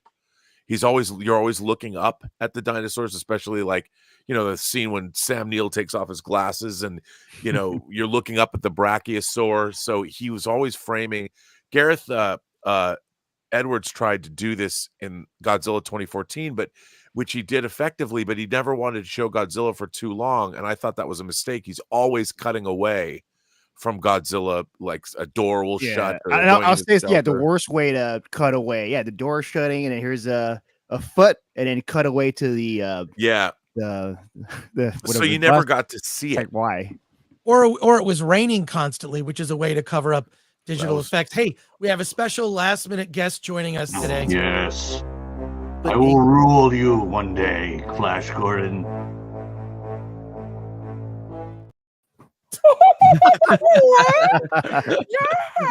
Why do you play that? Hi to your dad. Why do you play that? Because I thought you were going to say something different. Every time a woman comes on our stream, you play that. No, but she didn't say it. And here she is. Say hello to X-Ray Girl, who's joining us. Thank you for being here. Thank you for inviting me. I feel so big right now. Can you make me smaller, please? Thank you. Okay, good. There you go. But X-Ray Girl's about to bring honor to our family. So. Oh my God. I feel like I'm at a family reunion right now. Hello, cousin X-Ray Girl. Hello. Hi, Kongman. Hi, Philip. Hi, RMB. Alan. Hello. How are you? And John. we got everyone's opinion on Godzilla X Kong. Did you see it? Yes. So I actually watched the 2021 for the first time today and then went to watch that. And it made the 2021 look so good. Yeah. Like I have, I didn't think 2021 was great, but it was well enough that, the big fights and the actual Kong versus Godzilla stuff was really good. But then you go to the girl is the key to everything. And again, and that weird moth creature, that was weird. What? Like, What? Wait, Mothra? Yes. Yes. you didn't like Mothra?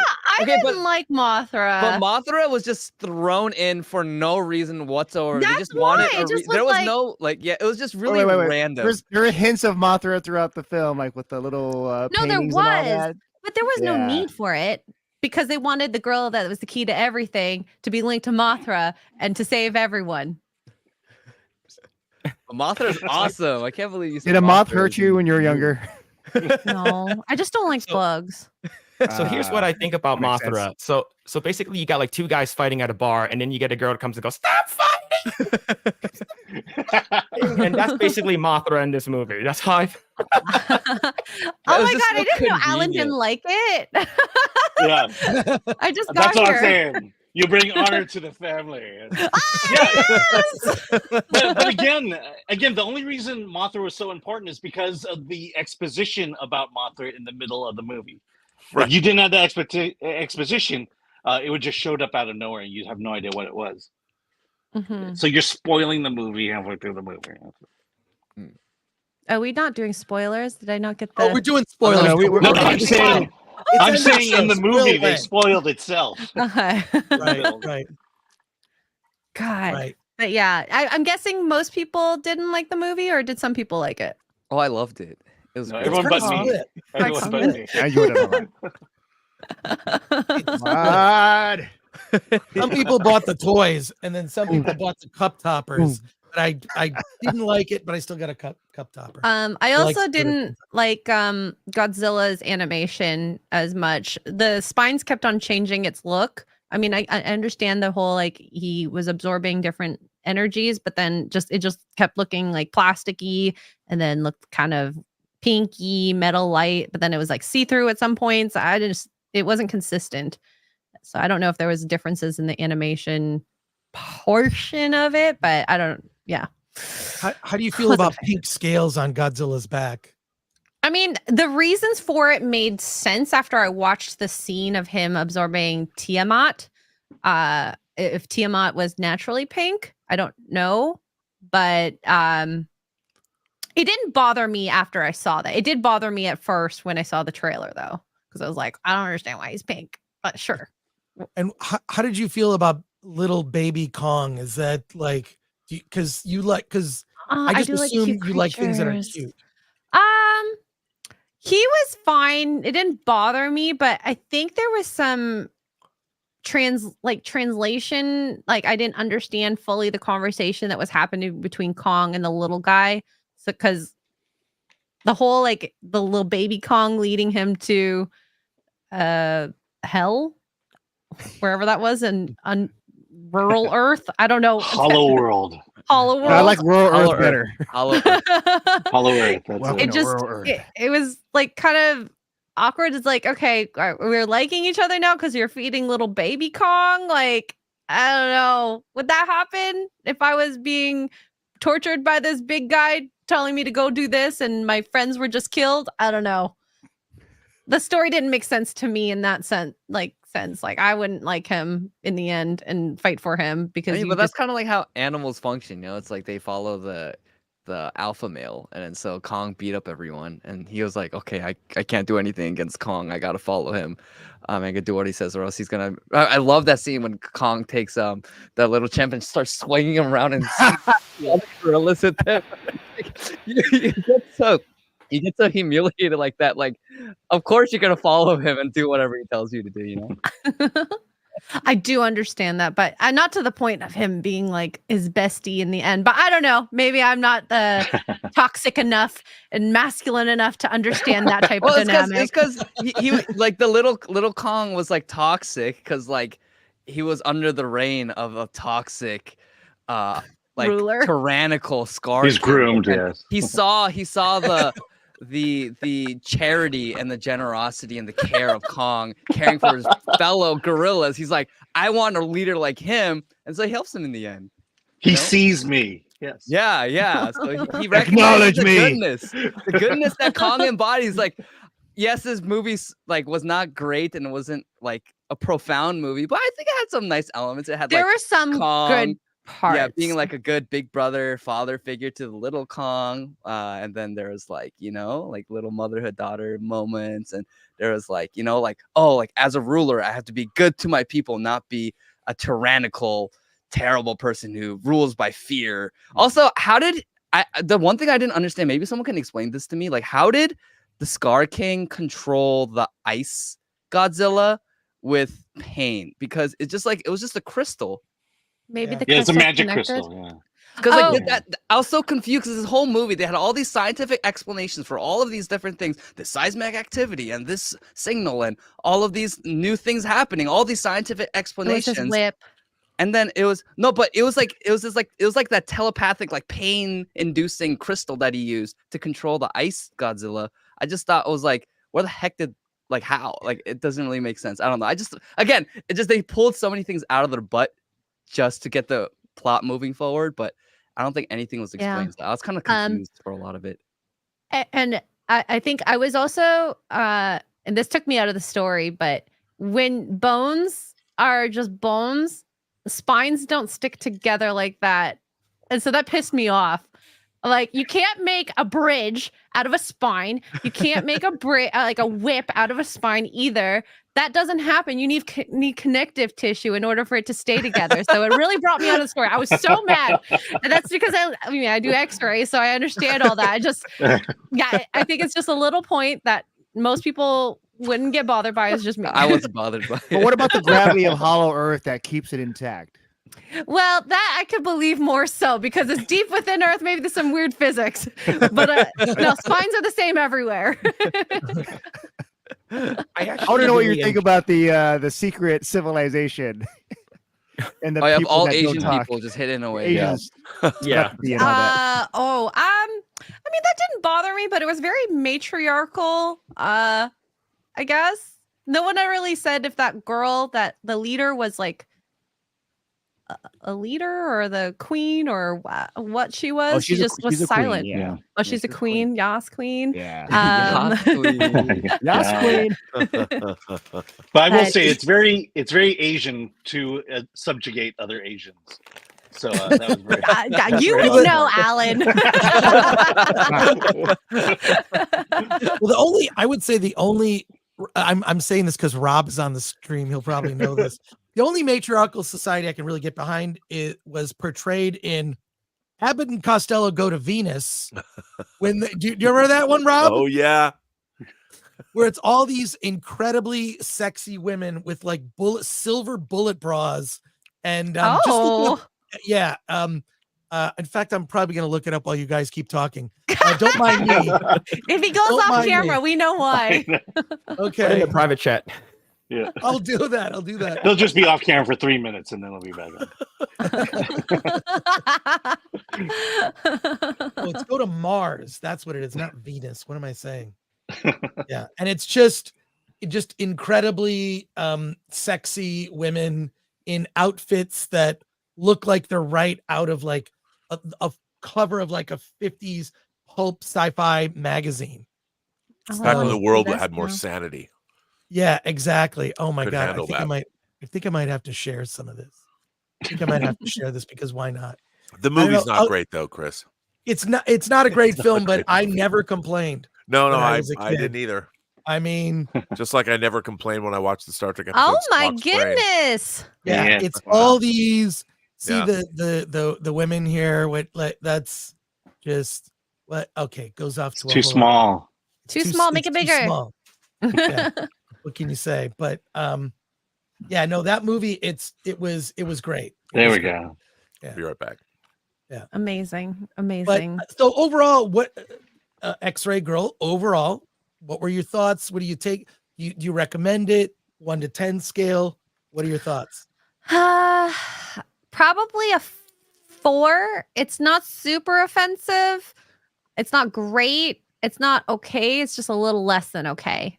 I think the CGI is not amazing, but well enough.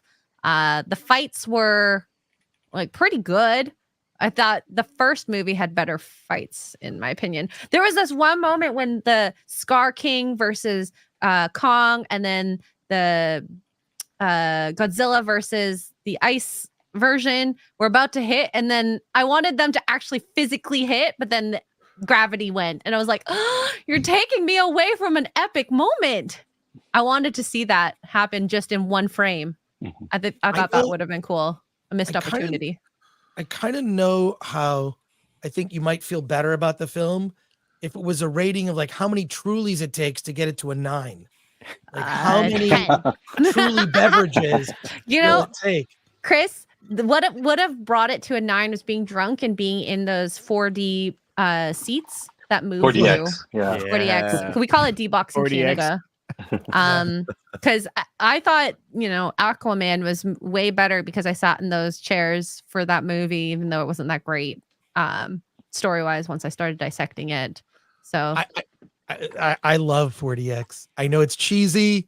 I know it's cheesy, but for certain movies, Like I haven't this? seen Dune Part 2 yet in 4DX, but for certain it's movies, amazing. You have I haven't to. seen it in 4DX. You have? Yes. Most movies I see in 4DX. This one, because of timing, I had not enough time to go to the one movie theater that had it. So, Gotcha. yeah.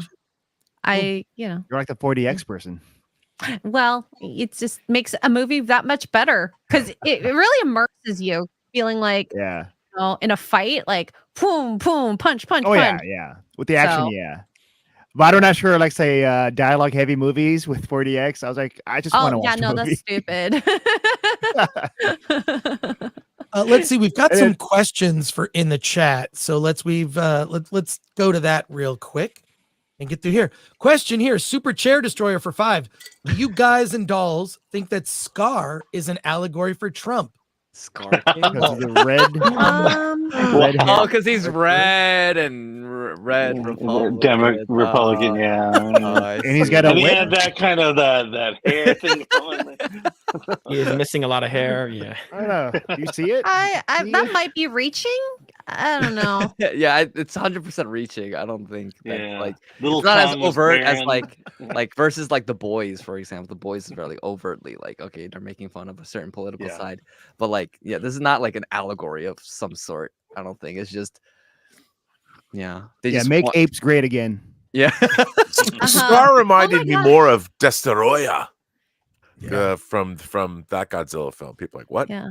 But Godzilla, there was, if you ever, one of my favorite things to watch, Cinemassacre, the Cinemassacre channel, a long time ago when I first started watching YouTube, had a Godzilla film festival, their Monster Madness film festival, and the guy who runs Cinemassacre, he did reviews of all the Godzilla movies, and his review of Destoroyah, that's what he called it, was my favorite to watch.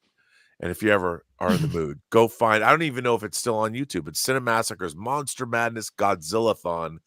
The videos are all worth watching. Plus, he's got good information about the movies themselves. But they're like 15-year-old videos. Early prototypical YouTube stuff. More comments here from Super Satan Son, who's a member for 1,000 of something. I don't know what a CLP is, but my apologies. Chilean Thank you peso. for that. Thank you for that. Kong overthrowing Scar was a better story than Wish.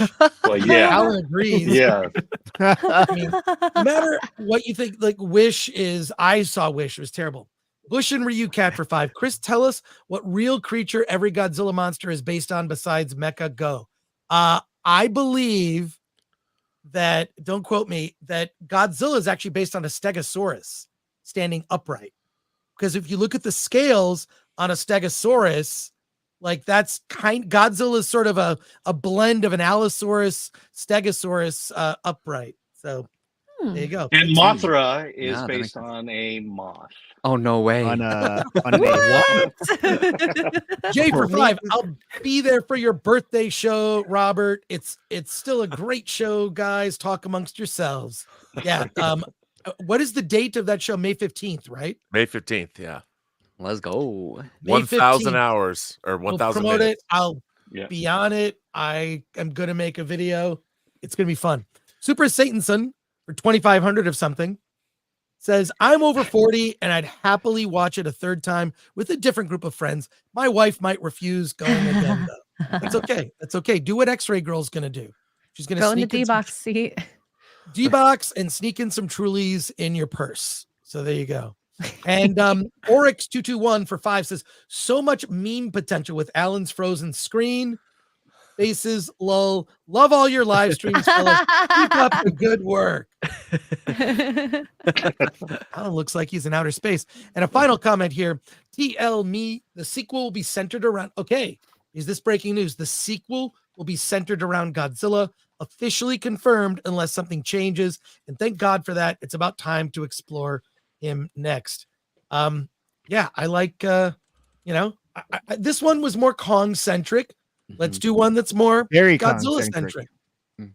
Where do you go from here? We've already had Mothra, Ghidorah. Where do you go from here with the MonsterVerse with Legendary? Let's get your takes, final thoughts before we wrap up. Anyone? Son of Godzilla. I think Son of Godzilla, Yeah. or Mhm. as Yeah. they say, I'm gonna put myself full screen here for a sec. Minya. Just little smoke rings. Yeah, he's got to step on his tail to get But him to do it right. Looks like a Muppet, but whatever. It looks adorable. So Yeah. cute. It's a cute movie, but Yeah. any thoughts on what? Yeah, I think Godzilla having A yeah, love story and a a family. love story. Yeah, I don't think the Roman Coliseum is big enough to make love. I did think it was cute that he was in there and he went back home to sleep. That was when he funny. I done. like was that thing. adorable. How he made the You know- Coliseum's little bed. That was nice. Yeah. That's I've funny. got big one cat. for you, Chris. Mm. Godzilla versus Hedorah, or AKA Godzilla versus the Smog Monster, which was the ecologically themed Godzilla movie. Right. What if the entire, like, if Godzilla is the protector of nature, of Gaia, of the earth itself, what if we do a series like in response to pollution, from ocean, the plastics in the ocean, to the mercury in the groundwater, or everything, the earth itself, to protect itself from destruction, elementals of all kinds, like creatures form from the clay of the earth, and the entire earth revolts against humanity and is going to wipe clean all of us to protect itself, and it's Godzilla that has to step up. So it's a remake of Godzilla versus the Smog Monster, but instead of one smog monster, it's the entire earth itself. So creatures pop up all around the planet, all different kinds of creatures that we've never seen before, that are made up of like, there's a swamp monster, and there's not a snow monster, but a mountain monster or something, and I don't know, and Godzilla has to take them all on before they wipe humanity. That's a lot of monsters. Planet. A lot of monsters. Mm. I like this comment from Yes, I Am a Dog Wolf. Godzilla versus Dom Toretto. Yeah, So you combine the similar movies. Yeah, Fast and the Furious movie. I think that definitely the tone of it was like on the level of a Fast and the Furious. And other people suggesting remake War of the Gargantuas. I would like to see it go into space. I think because if it does get ridiculous, you could take that destruction off Earth. They go to another planet. If you recreated like the Planet X stuff with modern effects, think of what you could do, and then you don't have. That's the one thing that did bug me of this film. The final third act, hundreds of thousands of people are dead. Right. I mean, yeah, it's really goofy and funny, but I mean, it just got over the top. Yeah. So, But We'll you're go- you're right. Robert's idea with the Hedorah thing. I want to see that. Like, Yeah. I imagine the Warner Brothers executives watching Godzilla -1, like, wow, I think we can pull it off. Let's do something like about the world and how it's damaging or maybe people are damaging the world and the world is attacking back. I want to see that. Because it's rooted. The idea would be rooted in. I thought Godzilla versus the Smog Monster was a pretty good movie. I mean, as far as the Godzilla movies are concerned, the monster was kind of cool. But this would be these monsters would be more Lovecraftian, more like the Cthulhu old ones, and maybe they were fueled by aliens. Maybe it's the aliens that are coming to Earth, and they want to get rid of us. You know, so this is their way. They trigger. That the Earth itself is a kaiju. We just don't know that. And that the Earth itself responds, and the aliens have literally triggered the Earth. And, you know, you could have it begin inside the Hollow Earth. So it's Kong's realm that gets destroyed first. You know, everything in, and the creatures start coming out. Yeah, exactly. And Kong has to, all the creatures underneath have to flee to the surface, and Godzilla's like, come on, we have a truce. You can't be here. And then these other creatures start coming out all around the planet at once, or something cool. Yeah. All right, let me write this down. Godzilla goes woke. All right, got it. I was gonna say that would be my only fear with the whole ecosystem fighting back type of thing with a script like that. It just has to have the right person writing it. Yeah. You're gonna have like a cameo from like Greta Thunberg or something. It's like Greta Thunberg going, Yeah, you. against Godzilla. How dare you? Yeah, all these people get wiped out in the beginning. Like Kong just steps on, or not Kong. Godzilla just steps. I forgot Millie Bobby Brown is not in this movie. Like they actually just they got rid of her character and they just stuck with what's his name, Brian Tyree Henry, the YouTuber. I actually didn't really like Millie Bobby Brown's character in the first movie. She was annoying, and the podcaster was a little too jokestery for me, but he did have some good moments in even this film, so some redeeming qualities. I just want to read from Wikipedia, Chris, from Godzilla versus the Smog Monster. Hedera, an amorphous species of alien from the Horsehead Nebula, is transported to Earth by a comet. Once on Earth, it feeds on Earth's pollution and grows into a poisonous, acid-secreting sea monster.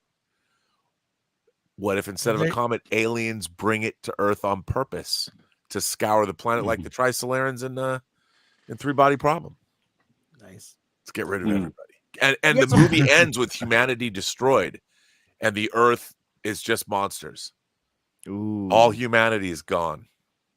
Kill everybody. Let's see. Just a couple final comments. We'll wrap it up. Christoph Kavalets for £2 says, "Why was I blocked and why CLDT I write today?" Couldn't I? Yeah, why couldn't I write Why today? couldn't I write today? I don't know. It could be an it could be an error. And also, by the way, we have been having so many problems with YouTube lately. People being unsubbed from the channel, weird. Every person that I've spoken to, I even talked about it last week because we've had a lot of our content on our channel get the yellow where it's like it's not demonetized, but it's limited ads, or we've had stuff. It's unbelievable. So please don't take it personally, Christoph. Everyone's having problems, right? Is that right? You guys had problems lately? Yep. Streams getting hit for no reason. They're fixing the algorithm and not doing a great job. And member for 13 months, Brian Keith says, Destroya. Love it. Love it. Appreciate it. All right. That's probably gonna wrap it up for us today. But let's give everybody a chance to plug their channels.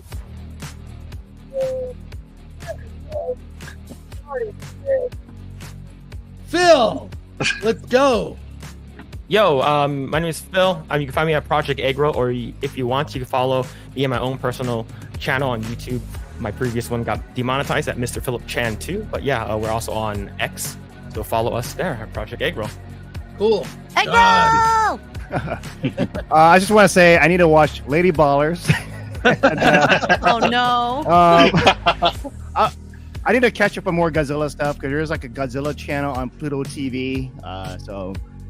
And Pluto TV is free, so that's going to be easy. And then I think for Chris and Robert, you need to check out Cannibal Woman in the Avocado Jungle of Death. Yeah. If you haven't seen it yet, And Alan, I want to see more of your Ming cosplay, like in person. And check out Nerd Reactor, where I'm at. What's up, guys? Thanks for having me. My name is Kongmin. You can find me on all social media at Kongmin J Lee. If you want to see my gaming content, it's Kongmin Lee Plays. Thanks for having me. And I do recommend go watching Godzilla X Kong. Very enjoyable movie. You're not going to find a beautiful piece of filmmaking, but it's enjoyable. And so I do highly recommend everyone go watch it. And the birthday boy. Well, you can find me. Yeah. Yes. Yeah. May 15th. Thank you, X-Ray Girl. To get somebody like you to wish me a happy birthday is a dream come true. You can find me on my channel, The Burnett Work. Find me on Twitter X at Burnett RM, or find me on Instagram at RM Burnett. And come join the party and add your voice to the conversation. Thanks, Rob. Oh, I'll wish you happy birthday on May 15th. Please do. Also, happy birthday, Mark. April Fools. You can find me X-Ray Girl everywhere: YouTube, Rumble, Locals, Kick, Twitch. I play games and talk about Doctor Who and Torchwood, which the last episode that I watched. Ooh, Blink was so good. I want to rewatch it again. But anyway, Children of Earth is one of the greatest 5 episodes of science fiction TV ever. And thank you for joining your dad on the stream. Yes, thanks for the invite. Alan. Yes, Sorry I you're missed welcome. most of it. Alan and I will be back on Wednesday for Hollywood on the Rocks, and then Friday for our normal Film Threat livecast. And Alan and I are both going to join you, X-Ray Girl, in Vegas. Yes, in a week. Yes. Woo! I'm At so the excited. Millennium Fandom Bar. We're going to be there. Rob, you should try to make it out if you can. I'm going to try. What day is that? Monday? It's, Tuesday, Wednesday, or Thursday yeah, nights. Tuesday, Wednesday, or Thursday. Come out. Remember last year you were supposed to be on FNT? I didn't. And then you Yeah, make I it. was all screwed up. I mean, we left. Oh, good, man. It's all good. I apologize, but I was at Gary's thing. Yes, you were. That's true. That was amazing. Mhm. And the first person I think you and I talked, I X-Ray Girl, I said, tell me something personal. You were about yourself." drunk. It's You went right fine. through I it. was young. Oh, no. It's great. Tell the story. No, it was all no, it was just between her and I. It's good fun. It's fun. Well, there'll be more drunk shenanigans next week. We'll be back for Hollywood on the Rocks. Thank you, everyone. Take care. Later.